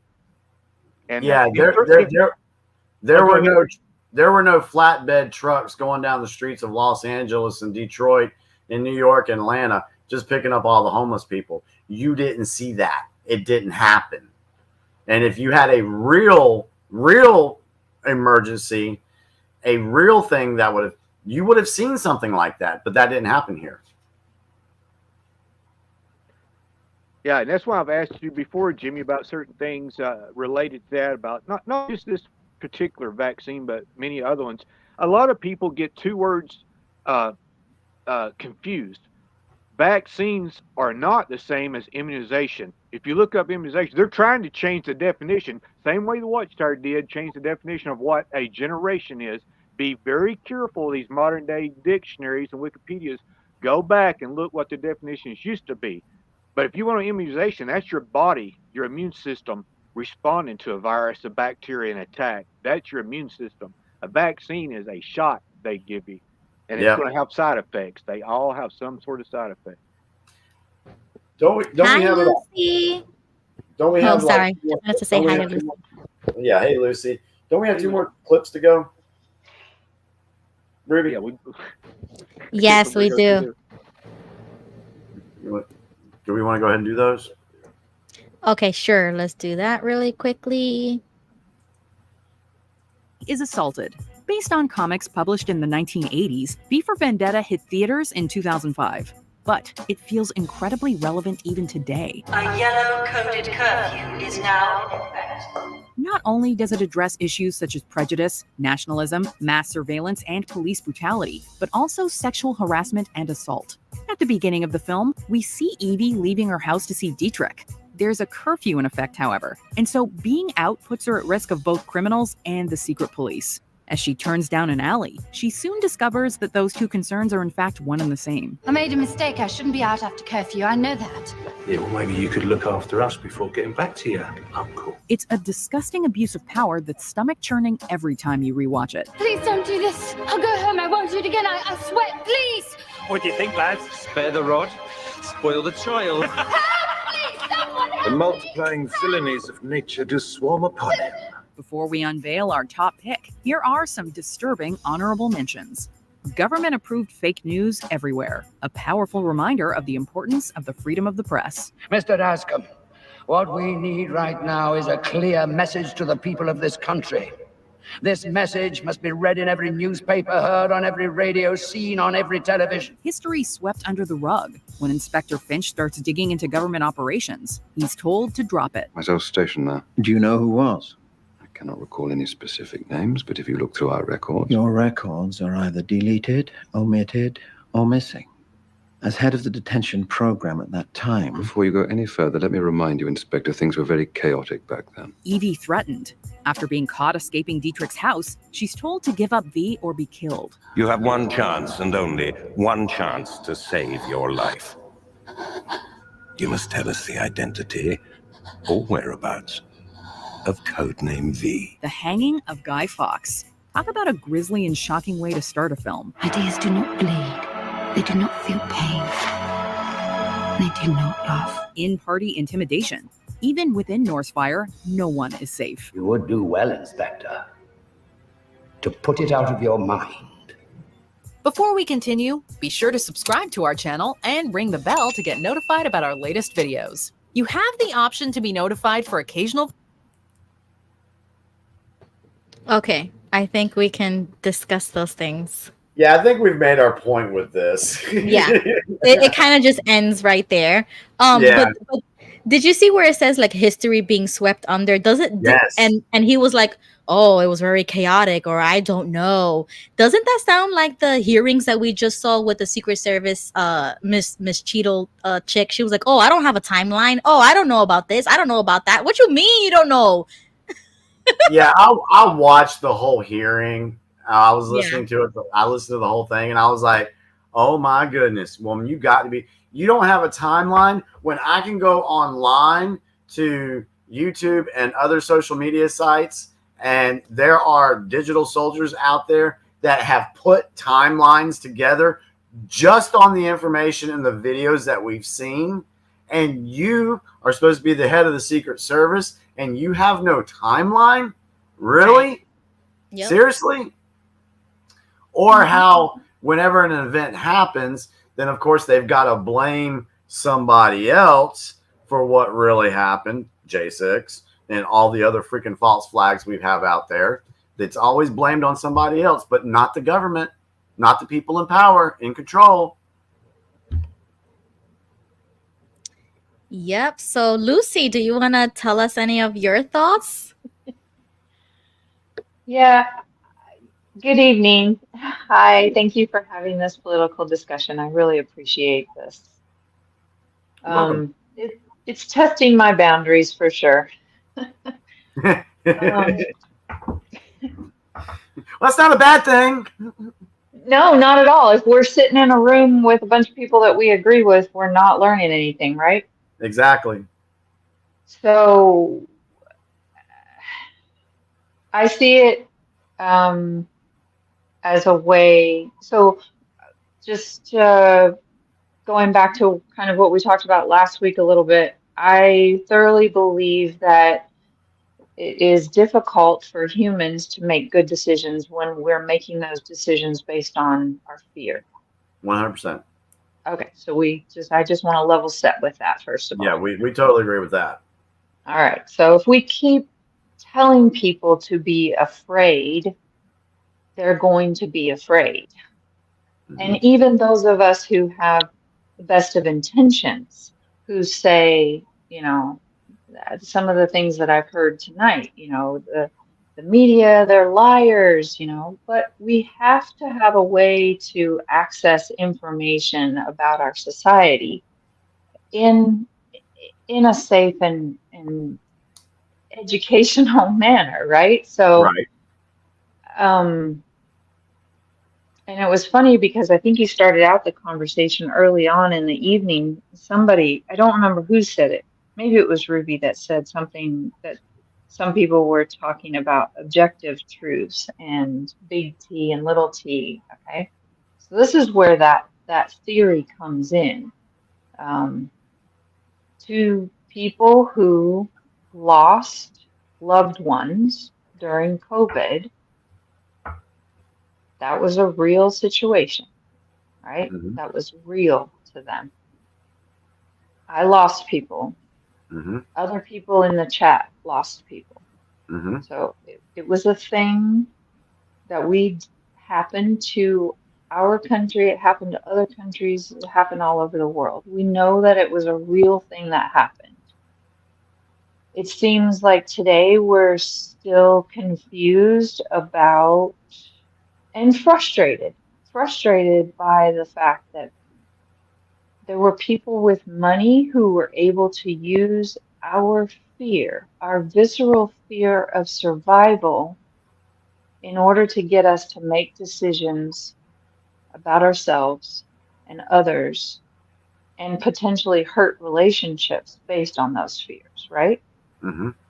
Right? That's what we're thinking back on. And that's what would be nice is if we could actually learn from the things that happened during C19. Is that what we're allowed to say? I don't know what words we're not allowed to say, so I have to be really careful. I don't have the list of words in front of me that I'm not allowed to say. Right so there's the problem. There's the problem. Why do we live in a society where Lucy is not free to say any word she wants to? See, everybody should wake up to this right here. We are having to self-monitor our own self to accommodate these people, these powers that be, what we refer to as the elites, because they know they set us up. Don't ever feel bad about it, Lucy. They set a lot of us up in different ways. And as you said, we're basically all learning. And as Jimmy brought out earlier, there's no one awake thing. It's a continual thing. You're constantly learning stuff. And once we ever to the point where we think we know it all, we're going to get humbled again. I'll tell you that. So always, but I don't want to interrupt you anymore. But that's the thing I want to point out. You hit the nail on the head when you said you don't know what we're allowed to say. Why should we even have to be forced as grown-ups to even use those words right there that you just uttered in your mouth. And we should all think on that right there. But I'll let you continue. But Amen. I hope everybody focuses on that. What can we say? Amen. And that's what V brought out. Am I lying? Is that not what V for Vendetta brought out? What can you say? What will the government allow you to say? What will YouTube allow you to say? What will Mark Zuckerberg at Facebook allow you to say?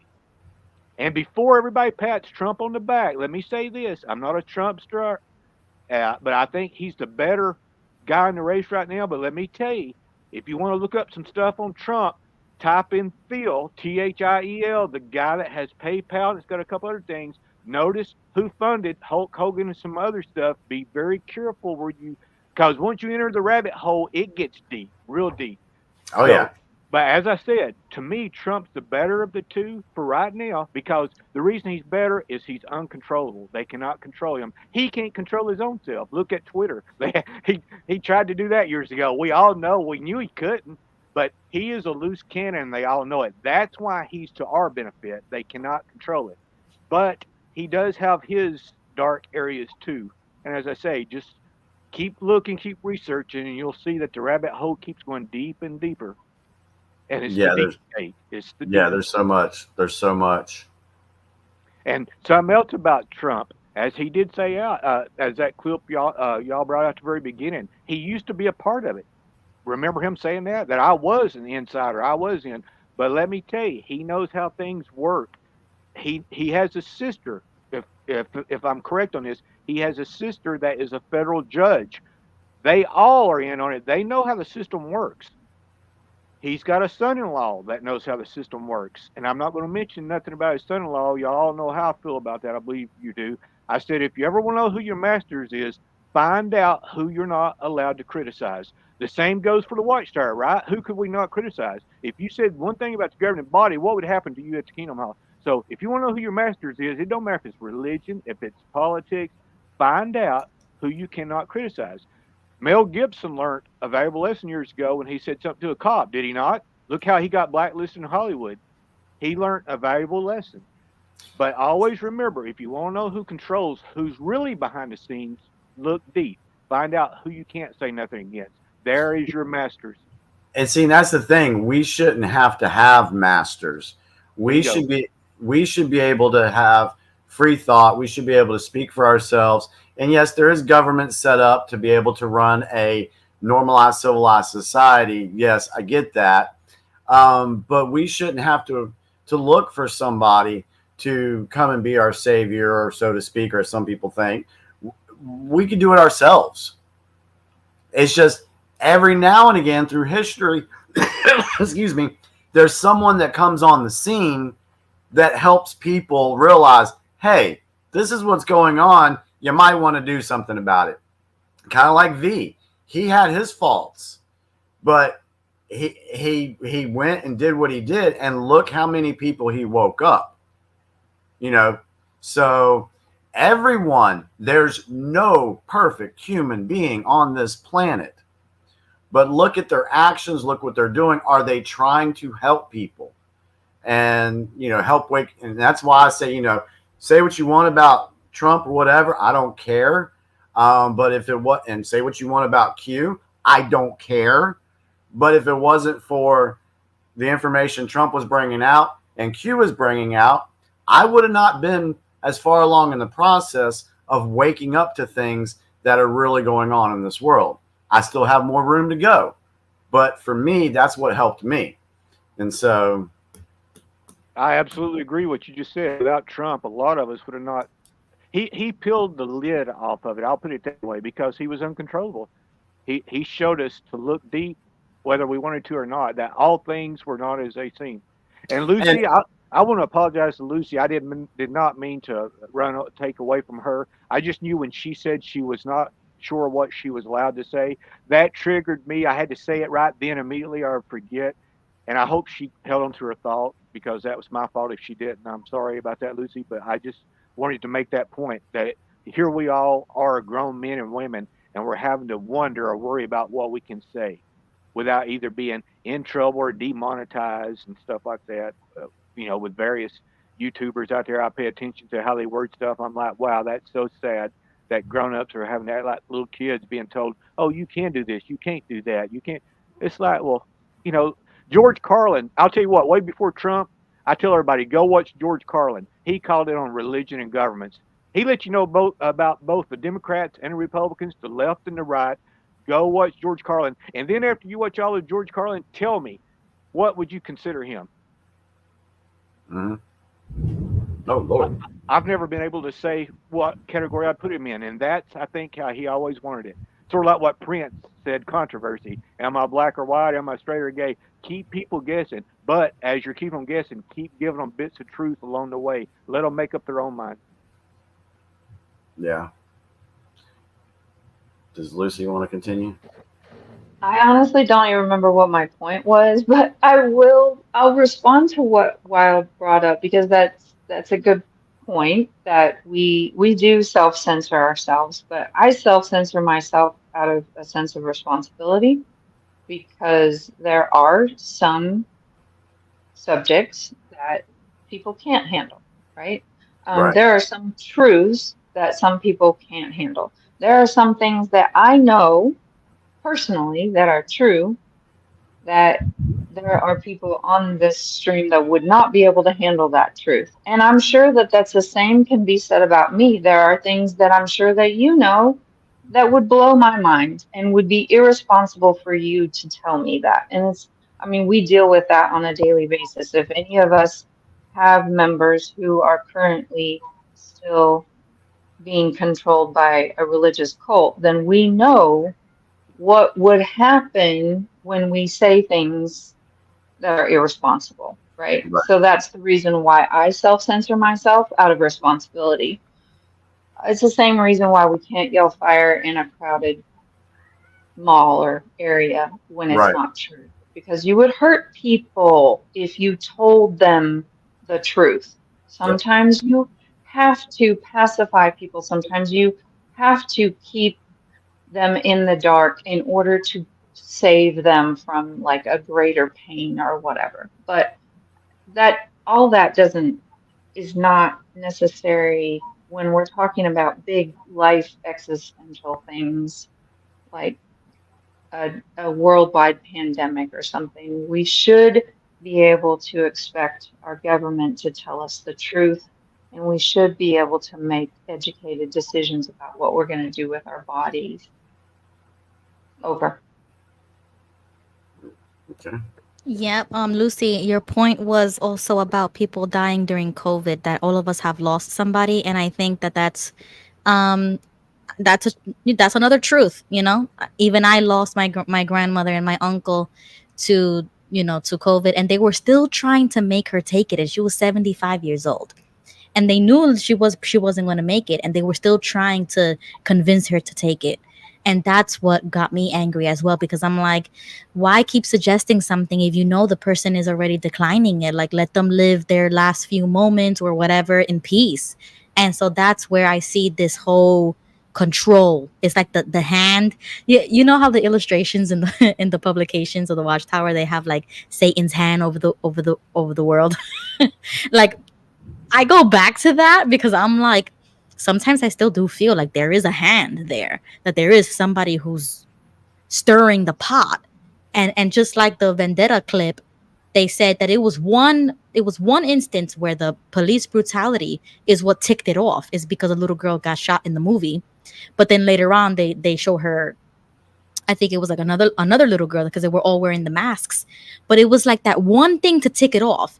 And that reminded me about the whole 2020 George Floyd stuff, that's what ticked off the whole BLM riots, and the whole summer of 2020 was ruined because of one clip, one video, and then censored the real facts about who George Floyd really was, and the rap sheet that he had. And then they tried to make it look like he was killed by the cops or whatever. Like, whatever narrative they wanted, they got it, because they got the people with their emotions. And then they already have the preconditioned fear of police to begin with, because that community was like, oh yeah, they've been targeting us and things like that. So they're already like harping on what you already are conditioned to believe, and it flew like wildfire. And then we're looking at each other like, I cannot believe this is happening. Like, how do people actually really believe this? And that's when I woke up.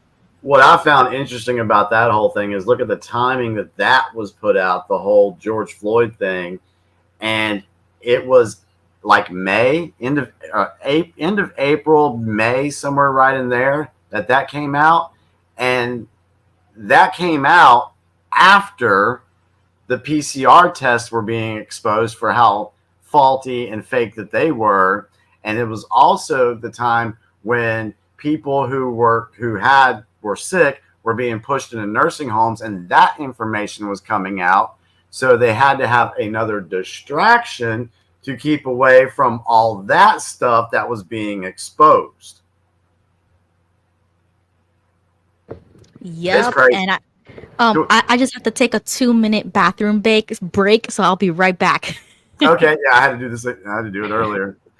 I want to talk about. Well, go ahead, Wild. Go ahead. Oh, I was just wanting to say something that I agree totally what Lucy said about self-censorship. We all do it. Like, that's one of the reasons, if anybody listens to me, I try not to use obscenities or curse words. It's not that I'm not that I feel like they're totally all bad, but I just think, well, maybe sometime in the future, little kids will be watching this same program. I'm like, well, I can do without saying them. But if somebody slipped up and said one, it's not going to offend me. It's not going to, I'm not going to be like, how could you? But I don't mind self-censorship. It's when they take something that they're allowed to say, and yet we can't say it. In other words, I've referred to it as C19. But if you say the full word, generally that's one of the things they don't want you to do. Yet they can say it. And so it goes back to what George Carlin said. Go back and watch his YouTube where it says 7 words you're not allowed to say on TV. And this was years ago. You can mimic them. You can pretend you're doing them. You can, which we all know what one of them's going to be, the F word. But you're not allowed to say it on TV back then. Of course, things have changed a lot since he came out with that. But he said you can actually act like you're engaging in them, but you're not allowed to say those words on network TV back then. And I guess it holds true today. Cable is a different story. But anyhow, George Carlin said, who gave them the right to decide what's constituted a bad word or obscene language and what is not? Same way with what George Bush did. Do any of y'all remember when he held up the peace sign, 2 fingers? It means peace to us, but over in that one country, it was an obscenity to them. It was just, it was something he had no clue of. So who gets together and decides, oh, well, this word, we're going to classify it as an obscenity. This word you shouldn't say. Is it religionists? Is it educators?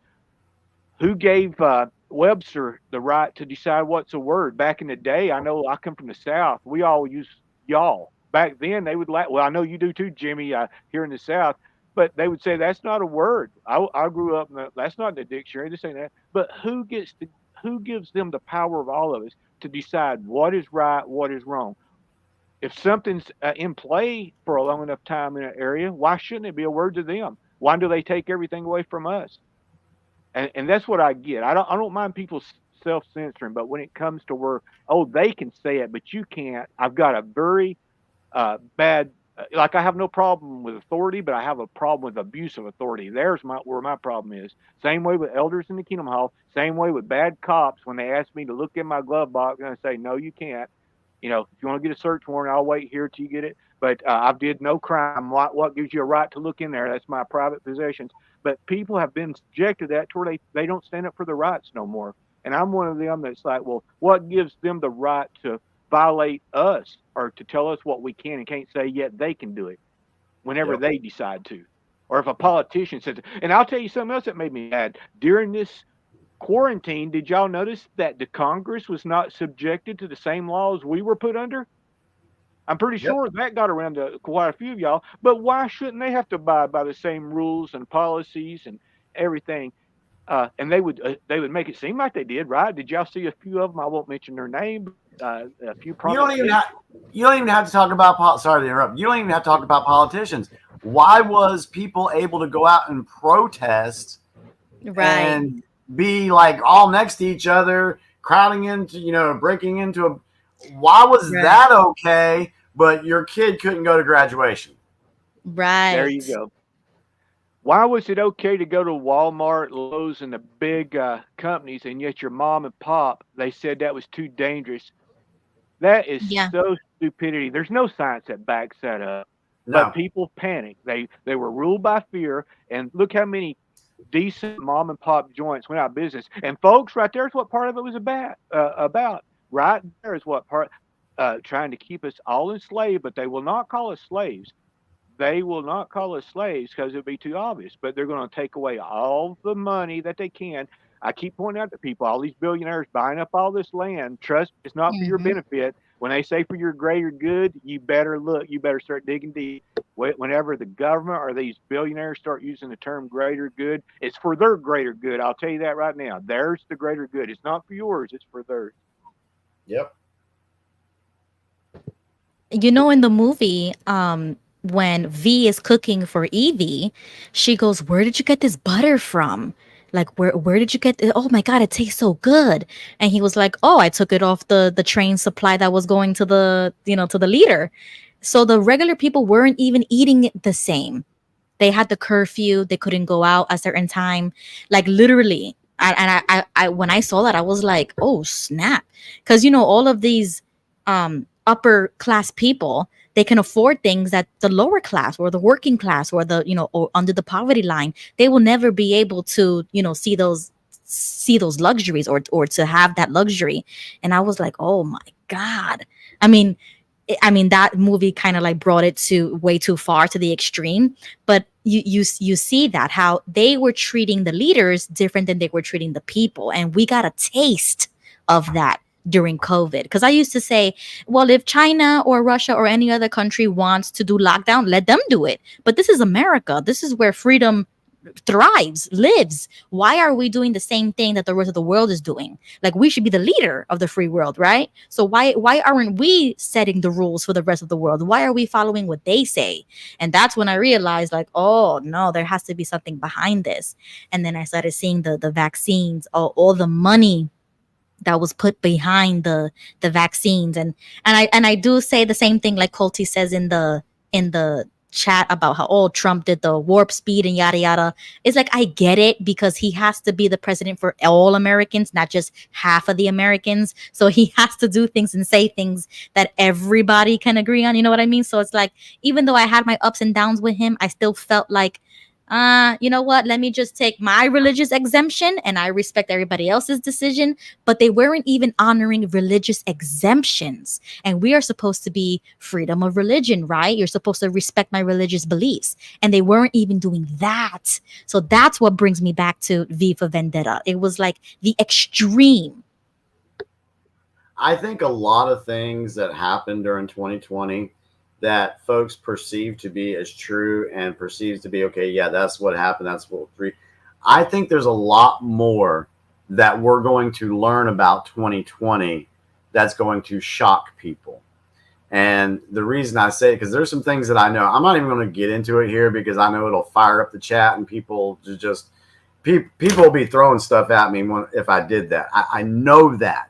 So I'm self-censoring myself right now and not going there. But what I will say is I do 100% believe that there's going to be more stuff that is exposed to the public that you thought was the case in 2020, but it turned out it wasn't. So, yeah, there's a lot more. There's so much more coming, but getting back to our theme, that movie. Yeah, I told my wife tonight, I said, hey, next time you order from Amazon, go ahead and see if you can order V for Vendetta for me, because I got to have that movie because I got to watch it again. Good man. Yeah. Yeah, that's one we should all have on our shelves. Anytime we you know what? Sorry, I want to say something because this is just really, really bugging me. And y'all can throw whatever you want at me. I don't care. But from what I've learned, going back to Trump and the vaccine, can I say something about this, Ruby? Yes, I brought it up because I knew that you also shared a thing with me. That's why I kind of brought it up, because people say that all the time. Oh, Trump pushed the vaccine, and he's the father of the vaccine. So I brought it up for you. Yeah, let me address this because I really need to. I just feel like I need to say it. Let me get my reading glasses out. Okay, so this is what I've learned, and this is what I have found. You can believe what you want. If you're still anti-Trump and this and oh, he's the father, whatever. I don't care. All right. So if we look at what happened during COVID, what was the first thing they wanted to do? They wanted to lock us down, and they did lock us down. During that time, right around April, Fauci said that it was going to be 8 to 10 years before we could have a vaccine. So what was supposed to happen to America and the world during those 8 to 10 years that we didn't have a vaccine to protect us against the C19? Our businesses would have shuttered. People would have lost their lives. They would have been depression. There would have been suicides. You know, their ultimate goal was to depopulate the earth anyway. They want to go from 8 billion people down to 500 million. So during these 10 years, or however how long it was going to be, how many people around the world would have died? Think about that. How many people would have died? How many people would have lost their businesses? Millions and millions of people throughout the world that would have happened to. So here's my point. Trump came out and said that he was a wartime president. He did say that. We played the clip at the beginning and it showed that. When you're in a war, if you're in that situation, I would hate to ever have to be in that situation because I wouldn't want to do it. But if you're a wartime president and you got to make decisions that is going to affect the public, you're going to have to make decisions that have the least impact on the people. It's like he had no choice. There was two options that he had, and they were both bad. If you remember a press conference that he put out, he said, I've got a decision that I've got to make, and by God, I hope I make the right one. He said that.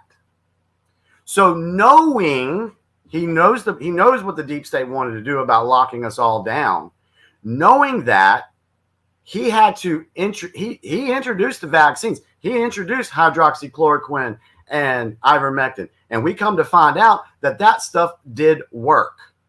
It does work. We know that now, but he was being vilified for it back then. So he's like, oh, okay, so y'all don't want to do this. Y'all want your precious vaccine. So let me go ahead and introduce this precious vaccine. But there was 3 different types of vaccines. Look it up, okay? The bad vaccine didn't come in until Biden took office. So I want to read this statement right here. And this was put out by another digital soldier. And this totally explains what I'm talking about here. And I'm just going to read it the way he wrote it.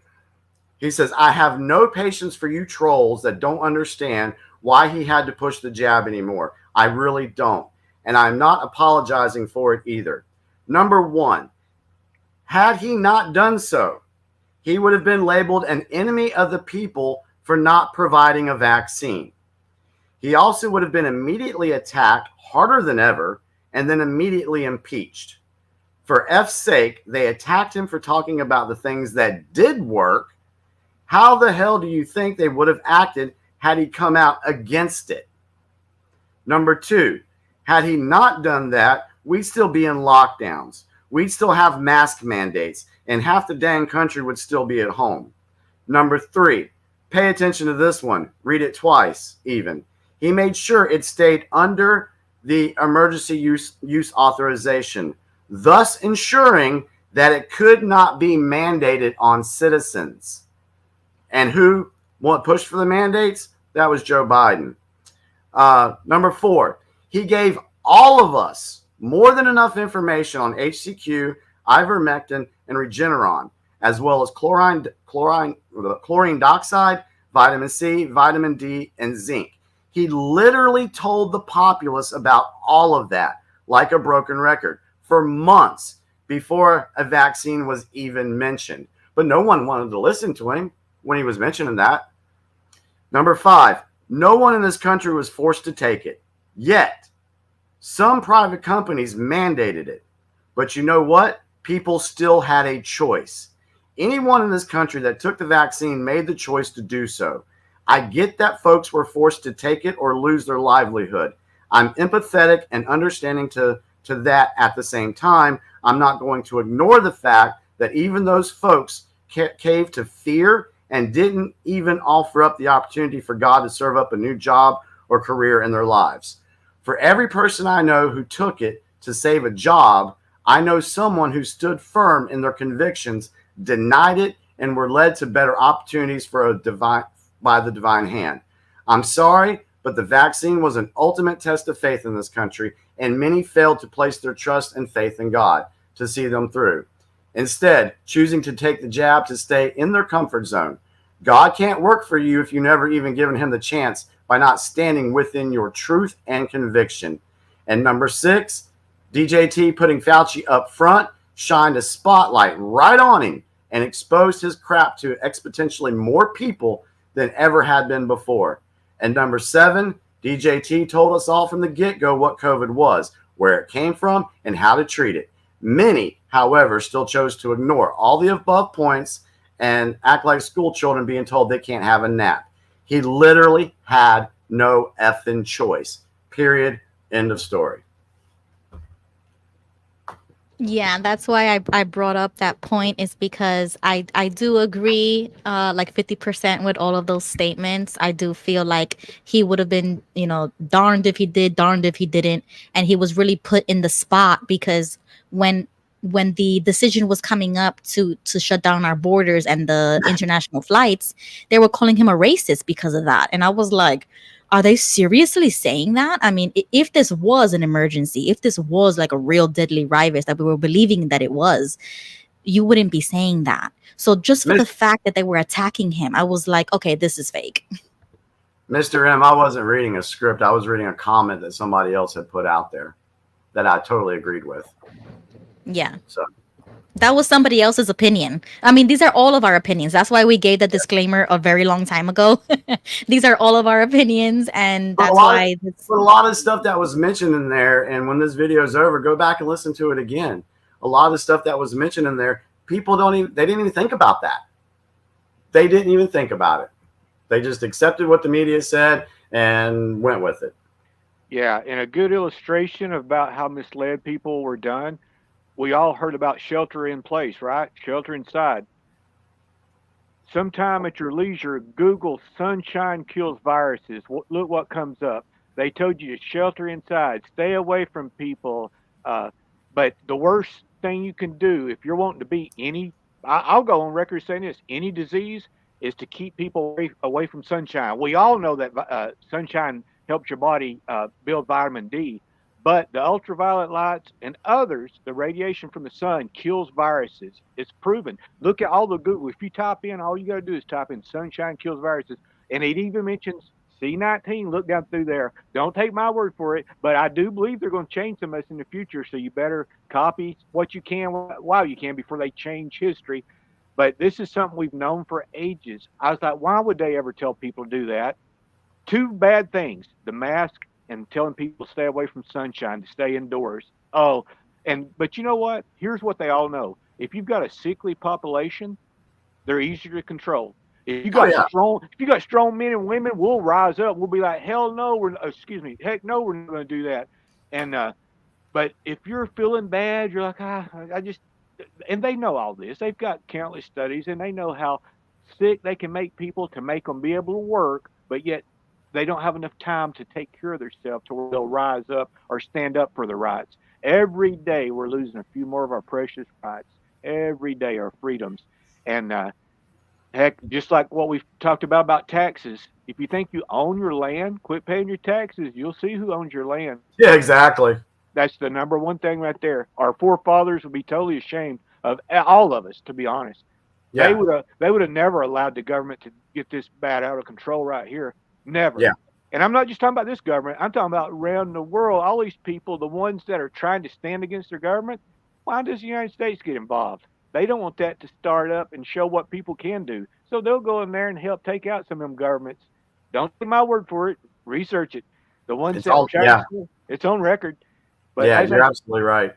and that's why I asked Jimmy and others. Y'all heard me. I try to promote people. Be as independent as you can. Grow your own crops if you can. Buy land if at all possible. Don't let them herd you into these condos, into these apartments, into these city dwellings. And before long, they're going to have even more of these so-called safe cities or zones. They're trying to get people in there, and you'll lose so much more of your health, so much more of your rights if you follow suit and go with them.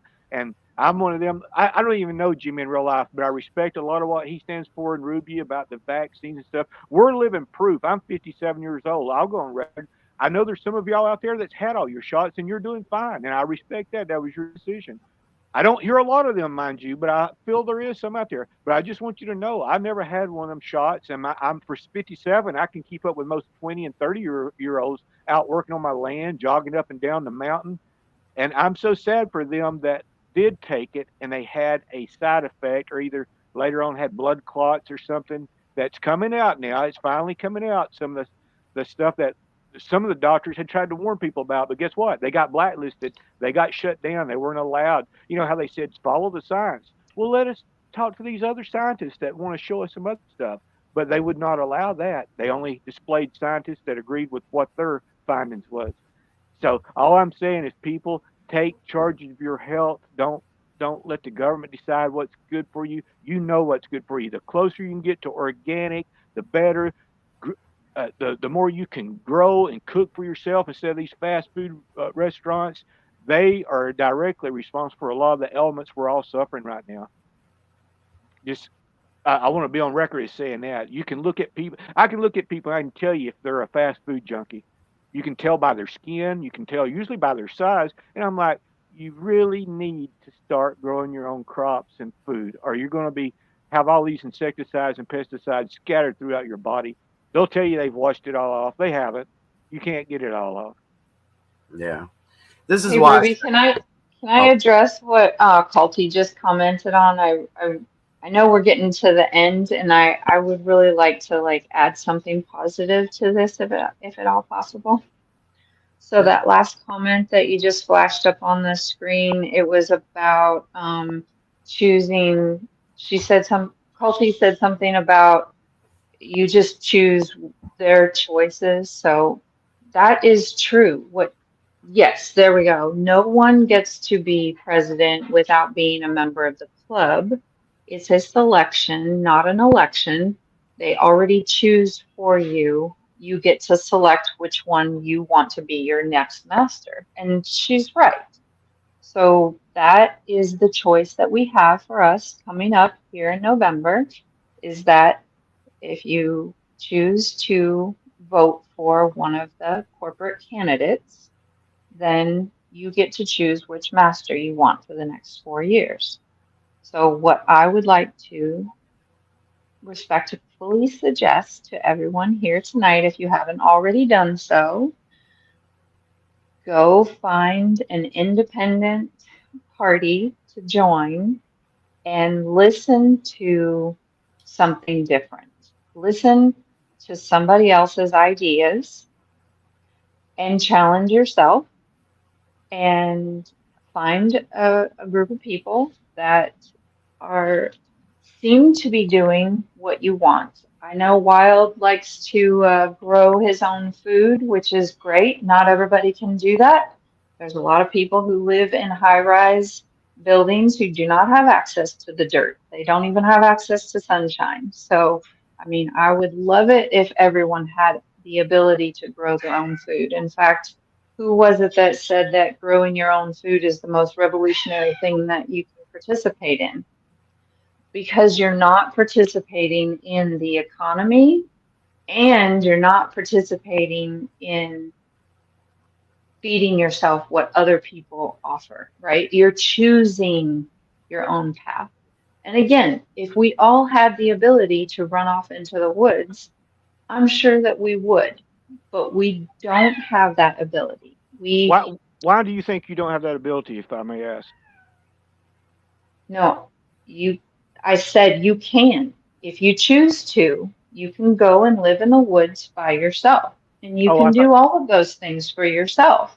But some of us choose to live in areas where we have access to education or maybe entertainment or maybe some sort of a job that you know, studied for in school. Maybe you have to live in the city. I'm just saying there are some people who can and there are some people who cannot. Would you agree or disagree? Well, the only thing I was asking is you used the word have. There's people that have to live in the city. I'm just trying to quantify what have to means because some people think they can't afford to move out, and I can disprove that easily because you can get owner financed land and stuff like that, which I've done it many times. Um, some people say, "Oh, well, I can't grow my own stuff because I don't have enough room." I'm like, "Well, there's container crops you can grow. You can grow container tomatoes, potatoes, etc., out on a balcony if you have access to a balcony." Matter of fact, I can show you a person with with a quarter of an acre out in California, in LA, a quarter acre, and you can see them on YouTube, where they made $300,000 a year off of a quarter acre selling their own crops, organic, to restaurants and stuff. But that's the only thing I had objection to was when you said there's certain people that have to live in the city. I just want to understand what have to means. Is it that the government makes them have to, or they feel like they have to? Um, because I'm one of them. I want to make people independent. I want them. Part of the stuff I'm after is freedom. Freedom from religious ideologies. I don't mind people being Christians. I just don't want the religion press on people. Since we all went through the Watchtower, I want people to be free of I want them to have control of their health. I don't want them to be tied down to vaccines, to all these pills. It really upsets me when I hear these people on all these prescriptions, which I know people like me could get them off, at least half of them, if they were willing to change some things in their life. Their diet, number one, be willing to exercise, be willing to get proper rest. You'd be amazed at how much better their body would get. But that's all I'm after. I want people to be free. Don't be tied down to these governments, these religions, these pharmaceutical companies, because they want to push on everybody. Oh, we've got a pill for every ill. We've got a shot for every spot. Make yourself healthy. I want to be 90 years old and die in bed.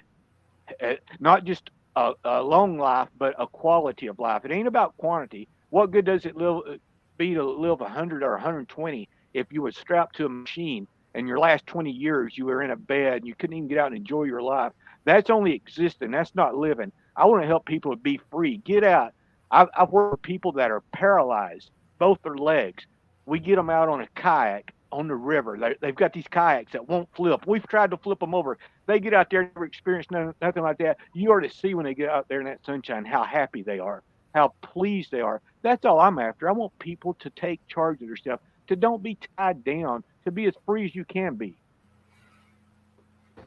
Yep, like I said before, you need multiple awakenings. It's because some people still feel trapped in the system that they were brought up or that they were like born and raised in, and then they feel like they can't survive anywhere else. I tell my cousin the exact same thing. She says, "Oh, I can't leave Manhattan. I can't leave Brooklyn." And I said, "Why? I left. If I could do it, you could do it. I got 3 kids. You got 2 kids. Why can't you do it?" And some people are just like, I don't know, they're addicted to the nightlife or the lifestyle, to the job that pays them $25 an hour and they will never make that much money in the South or something. So it's a lot of elements that people just would sacrifice that and send them their kids to public school and do what they and live their life the way they want. Whereas I was the polar opposite. I was willing to sacrifice those luxuries, the high paying job, the nightlife, the city life, having my family a few train stops away from me and live all the way over here by myself. And then I was doing that at the same time as being shunned. So it's like, you have to break yourself out of that. It's multiple awakenings. And then you reach the final awakening where you're talking like Wild. See, we're all in different stages. Wild is already there. I'm not there yet, to be honest, as well. Because even though I have the thoughts and I agree with you, Wild, I'm not there yet. But it's like I'm getting there. Because I watch like these influencers or people that are saying, even if you're poor, that doesn't mean you can't grow your own food or you can't, be free, how Wild was describing. There was this lady who was literally on TikTok telling people how to get dirt, how to get land, how to get everything. And it was like under $30,000. She lived in a tiny home. She had the land, the dirt, and everything. And she was using EBT food stamps to get the seeds to plant her own food. And then she was feeding herself with that. So some people are using the government assistance to free themselves. And I was like, wow, look at that. And in certain states, you can adopt a land, adopt a highway, adopt an acre or whatever. If it's abandoned, you can adopt it. And if after 2 years, if you're cultivating the land, if you're taking care of it, it's yours. So you could literally get free land. It depends on what state you're in. Yeah, I think I guess getting kind of back on track with this thing with V for Vendetta and stuff. It really shows the power that the governments have all across the world, and if people don't stand up where they can, then the cycle is just going to continue. And that's the whole idea of this Great Awakening, is to break the cycle of everything that you know is normal. Oh, well, we can't do this because of that. Oh, we can't vote because it's just a selection. Well, why? Let's change it. Let's not just accept it because that's what it's been. Let's change it. There's more of us, we the people throughout the world, than there is of these globalist Illuminati. And if we just cower down and be like, oh, well, we can't do it because this is that, then you know what? You're right. You're absolutely right. We can't do it. If you want to have that attitude, go for it. The only way you're going to be able to make change is to be brave, courageous, do things against the grain. That's the only way you're going to be able to do it. And so my message has always been to be independent. Do not live in fear. Think for yourself. Use your voice. Speak up. Do your research, real research. And yes, there's things that I still need to wake up to. But like Ruby said a second ago, everybody's on a different path of waking up. As long as we all get to the freaking end to where we're all awake, we can make those changes. Why put up with status quo? Why? Sorry, I got on a rant because I get excited about this stuff because it just frustrates me how people will just cower down and be like, oh, well, we can't do this because this is the way it's always been. F that. We change it. Yeah, you got to keep moving forward and learning new ways. I mean, if like you said before, and even in the chat, they say if you don't continue doing your research, you're never going to grow. If I would have stayed in New York, I would have never been able to do half of the things that I did. I started homeschooling. I would have never thought I would be homeschooling all of my kids. I would have never been able to do a lot of things if I didn't leave everything that I've known. It was literally an uprooting of everything that you know and throw yourself into something that you don't know, and you will survive. Humans adapt to anything that you put yourself to with a good mindset and positivity or whatever it is. It's hard, but yeah, that's exactly what we're saying, and that's exactly what the movie is showing. He literally had to destroy things for them to be rebuilt again. It's like you have to destroy that old mentality, that old system, the way he deprogrammed Evie, the way he, woke her up. She would have never woken up if he didn't torture her. Like, it's sad, but true. Exactly. And it's like everything we're seeing right now, I said it earlier in the broadcast, is we're going through everything for a reason. And if you're just going to just be like, oh, I can't do anything about this, then guess what? You're not going to be helping. Go please sit on this. I don't mean this to be rude or anything, but go sit on the sidelines and let the ones that are fighting for everybody else, let us fight. There's a great meme that I love that I used a lot in 2020, and it said, "We will fight for you until you wake up." Right. Yes.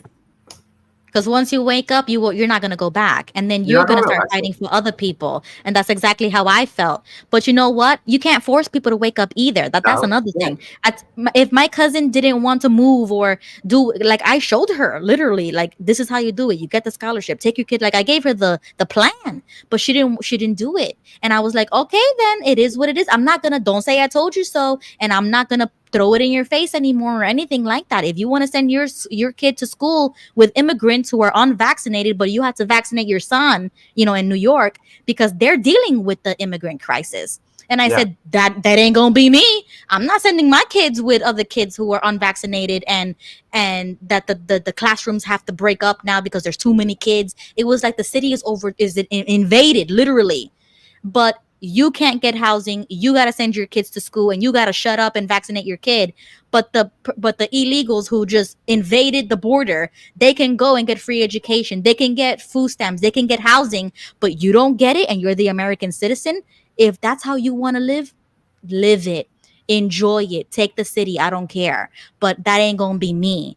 So it also takes those people who are just either don't want to see it, or they're just negative all the time, or whatever. They have like this nihilistic viewpoint of the world. I'm sorry, but I'm not gonna go along with it. And when you call me and you tell me, oh, so and so got sick, or so and so had an incident at school, I'm gonna say, oh, well, sorry, but I told you years ago. I told you this was gonna happen. If you don't want to move, you don't want to take your kids out of school, you don't want to fight for your own rights and vote these people out in New York City, you want to stay a Democrat, don't call me. Like, don't even tell me, because you don't want to even have these discussions. You say, oh yes, Ruby, wow, like they agree with you, and they say, wow, you're doing your research, you're doing good, you're voting, wow. But they don't do it for themselves. They stay stagnant. They stay stuck. And sorry, that's half of America that I'm not willing to participate anymore. And this is the reason why folks like myself and Ruby speak out. We are hoping that there's something that we say that just gives folks a little bit of a push to have an ounce of bravery, an ounce of courage to stand up for what is true, what your convictions are, and what you believe that would be better for your family and yourself. That's it. Because bottom line, everybody wants the same thing. We want good health. We want good schools. We want decent food, healthy food we can feed our families. We want to be able to provide for our families. And we want to be left the hell alone by the government. I think we could all agree on that. Yeah. I mean, am I wrong? No. I don't think I'm wrong on this. Yeah. But if you don't have the courage and the bravery to fight for those things, then you're going to get what you got. Bottom line. Right. And then they're going to complain about it later when you've been the only family member saying everything that's going to happen, and it happened. And unfortunately, I just have to say, well, that's what you want to do. And that's another thing. They always say, oh, I can't. If I would have said that to myself, oh, I can't move, I can't do this, I can't have the baby, I can't take them out of school, I would have never pushed myself to the limit. Yes, it was hard. Yes, I was depressed. Yes, I was being shunned. But if you don't push yourself, how do you know what you can accomplish? You'll never find out. And that's how they want you. They don't want you getting higher education. They don't want you working for yourself. They want you to work for a company. They want you to work for them. And I'm like, no, I'm going to go to a state where it's school choice, where it opened up right, when it did. You have to vote for these things. But if you don't believe in anything and you don't vote for nothing, and then you're over here keyboard warrior, who's going to listen to you? And why are you trying to give advice if you're not even participating? Like these people on Twitter, they the guy that I just had recently about the book, Jonathan Berger, he's in the Netherlands, but he's an American, and he's over here on Twitter trying to tweet at me. But I'm like, bro, are you going to even vote? So why would I even take your opinion into account? You're not even in America right now. You're not participating. So why am I going to listen to a guy like you? Even though I respect your opinion, but at the end of the day, I only am going to put America interests first for citizens, for Americans, because I want a better America for my kids. Sorry, but you're not going to steal that by invading this country illegally and doing it the wrong way. And we feel strongly about that. So, you know what I'm saying? Like, sorry, but it is the truth. Yeah, you're absolutely right. Absolutely right. Well, I think we gone on for a really long time. I want to thank everybody for joining us, for Lucy, for Wild, for Jimmy, for the chat. I mean, this was a really great stream. And I think I'm going to leave the Inception thing maybe for another stream because, do you want to play the trailer and then we can just set up another stream for that? You know, well, let's just save that for later because that could spark we'll save that because that's a whole other thing. that is like another 20, 30 minutes. And yeah, it's already getting 11:30 here. My final thoughts though is just this is folks, I know that there's so much stuff out there going on right now. And I know there's so many things that you perceive to believe is true, myself included, that there's going to be stuff that comes out that's going to blow your mind.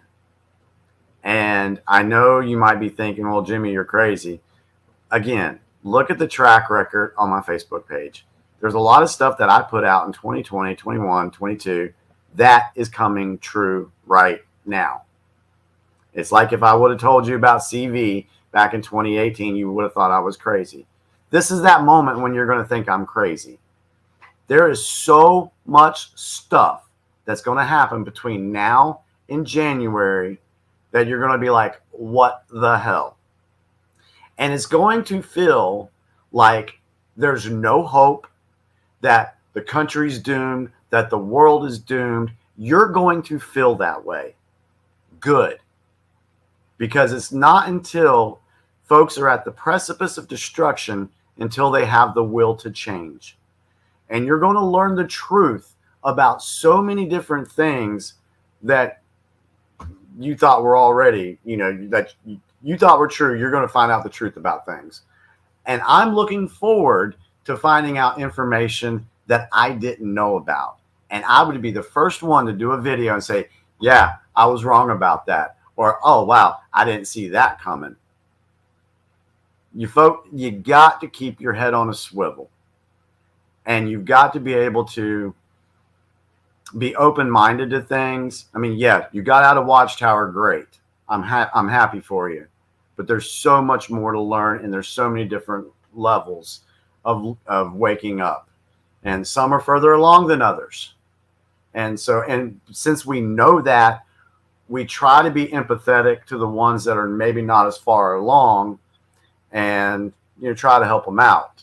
That's, kind of like with me trying, that's why I try to help Ruby, because I love doing this. I know she's wanting to learn. She wants to learn stuff. That's why I engage with her. Now, if she was just somebody who was criticizing me for what I believe in, I wouldn't even be on her show. Yeah. But she wants to learn stuff. So those are the folks, if you're further along in the waking up process, help folks along the way. Be a light for folks. Be someone that they can say, you know what? This person right here is standing up for citizens. This person right here is standing up for freedom. This person is standing up for liberty and justice.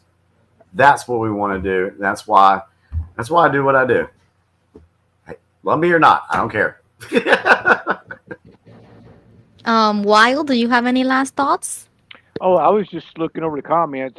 I liked the one by Empath Lady. She said, this kind of reminds me of maybe me and Jimmy in a way about being, well, even you, Ruby, about being a warrior. She said XJWs are warriors once they deprogram. And I find that to be true because as a witness, we were always passive. We were told we couldn't vote. You can't do this. You just accept what we tell you, right? Once you get out of that, you never want to take anybody's word again. You want to research. You want to verify. You want to make sure, as that when Scripture says, make sure of all things, hold fast to what is fine. So I really do like that comment she made there. And I guess that's me. I'm a little too passionate. I'm too much of a warrior because I want to try to free people from everything I can, whether it be governments, religions, help them with their health. It don't matter. It's just, and I know we're all at different junctures in our journeys, and that's what I have to try to remind myself, well, I might see this, but somebody else might not. And that's why I made the comment about those who take the vaccines. I'm sure there's ones out there that took it, probably every one of them is just as healthy as I am. But it's the thing is that I just want to let them know that there is the other side that works as well, or at least as good, and to take all information and make an informed decision. Don't let me or the government tell you. You take all the information you can and make the best decision possible for you in your circumstance.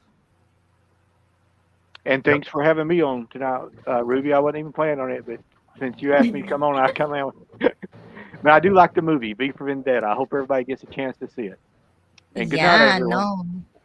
Yes. Good night, everyone. I just want to thank everybody once again, because this is the reason why I did it. We have Jimmy's perspective, mine, Wild, Lucy, the chat. And if more people joined, we would have the whole political spectrum on here. And that's the whole point. I want left, right, center, moderate, libertarian, like whatever, independent. I want everybody on here because that's what we should be doing. This community needs to move forward. And the only way to do that is to string everybody here, and then we share all of that, and that's how we can all grow together. And just like we help with the deprogramming, we help with the like Joe and Fran's show, they help with that. It's like everybody has their own little personality, and they help those people who probably never even thought about this, and then they're like, oh hey, she's talking about it, he's talking about it, let me talk about it. And then that pushes you as well to think for yourself, because in the moment you're thinking, you're saying, oh yeah, maybe I should watch that movie. That's the whole point. The whole point is to make you watch the movie for yourself, and you start thinking and forming your own opinions, and then you could come back to the stream and be like, oh, now I know what she was talking about, now I understand his perspective, now I understand this. That's how I learned the world. Like I told Jimmy on the phone, when I left the cult, the only way I could educate myself was through movies. I had to catch up on life and the world, and the only way I could do it was reading, Googling, and reading books, and then watching movies. And the movie speaks to me. I speak back to it in my mind, and I could see I'm Evie, or I could say this person is V, and I put real people into the characters, and I put the puzzles together, and I'm like, oh my god, like I woke up without even knowing it because the movie woke me up. So some things are good. Yep. All right, so I'm gonna play the outro, and I guess I will see everybody next Tuesday. We're gonna have Quinn Wright, another great XJW, and then I'm definitely gonna have Jimmy on. Whenever Jimmy wants to come, Jimmy's here. You know what I'm saying? Jimmy gets free access. Ruby, thank you so much for having this platform and doing this. You're doing good work. I'm proud of you. Keep it up.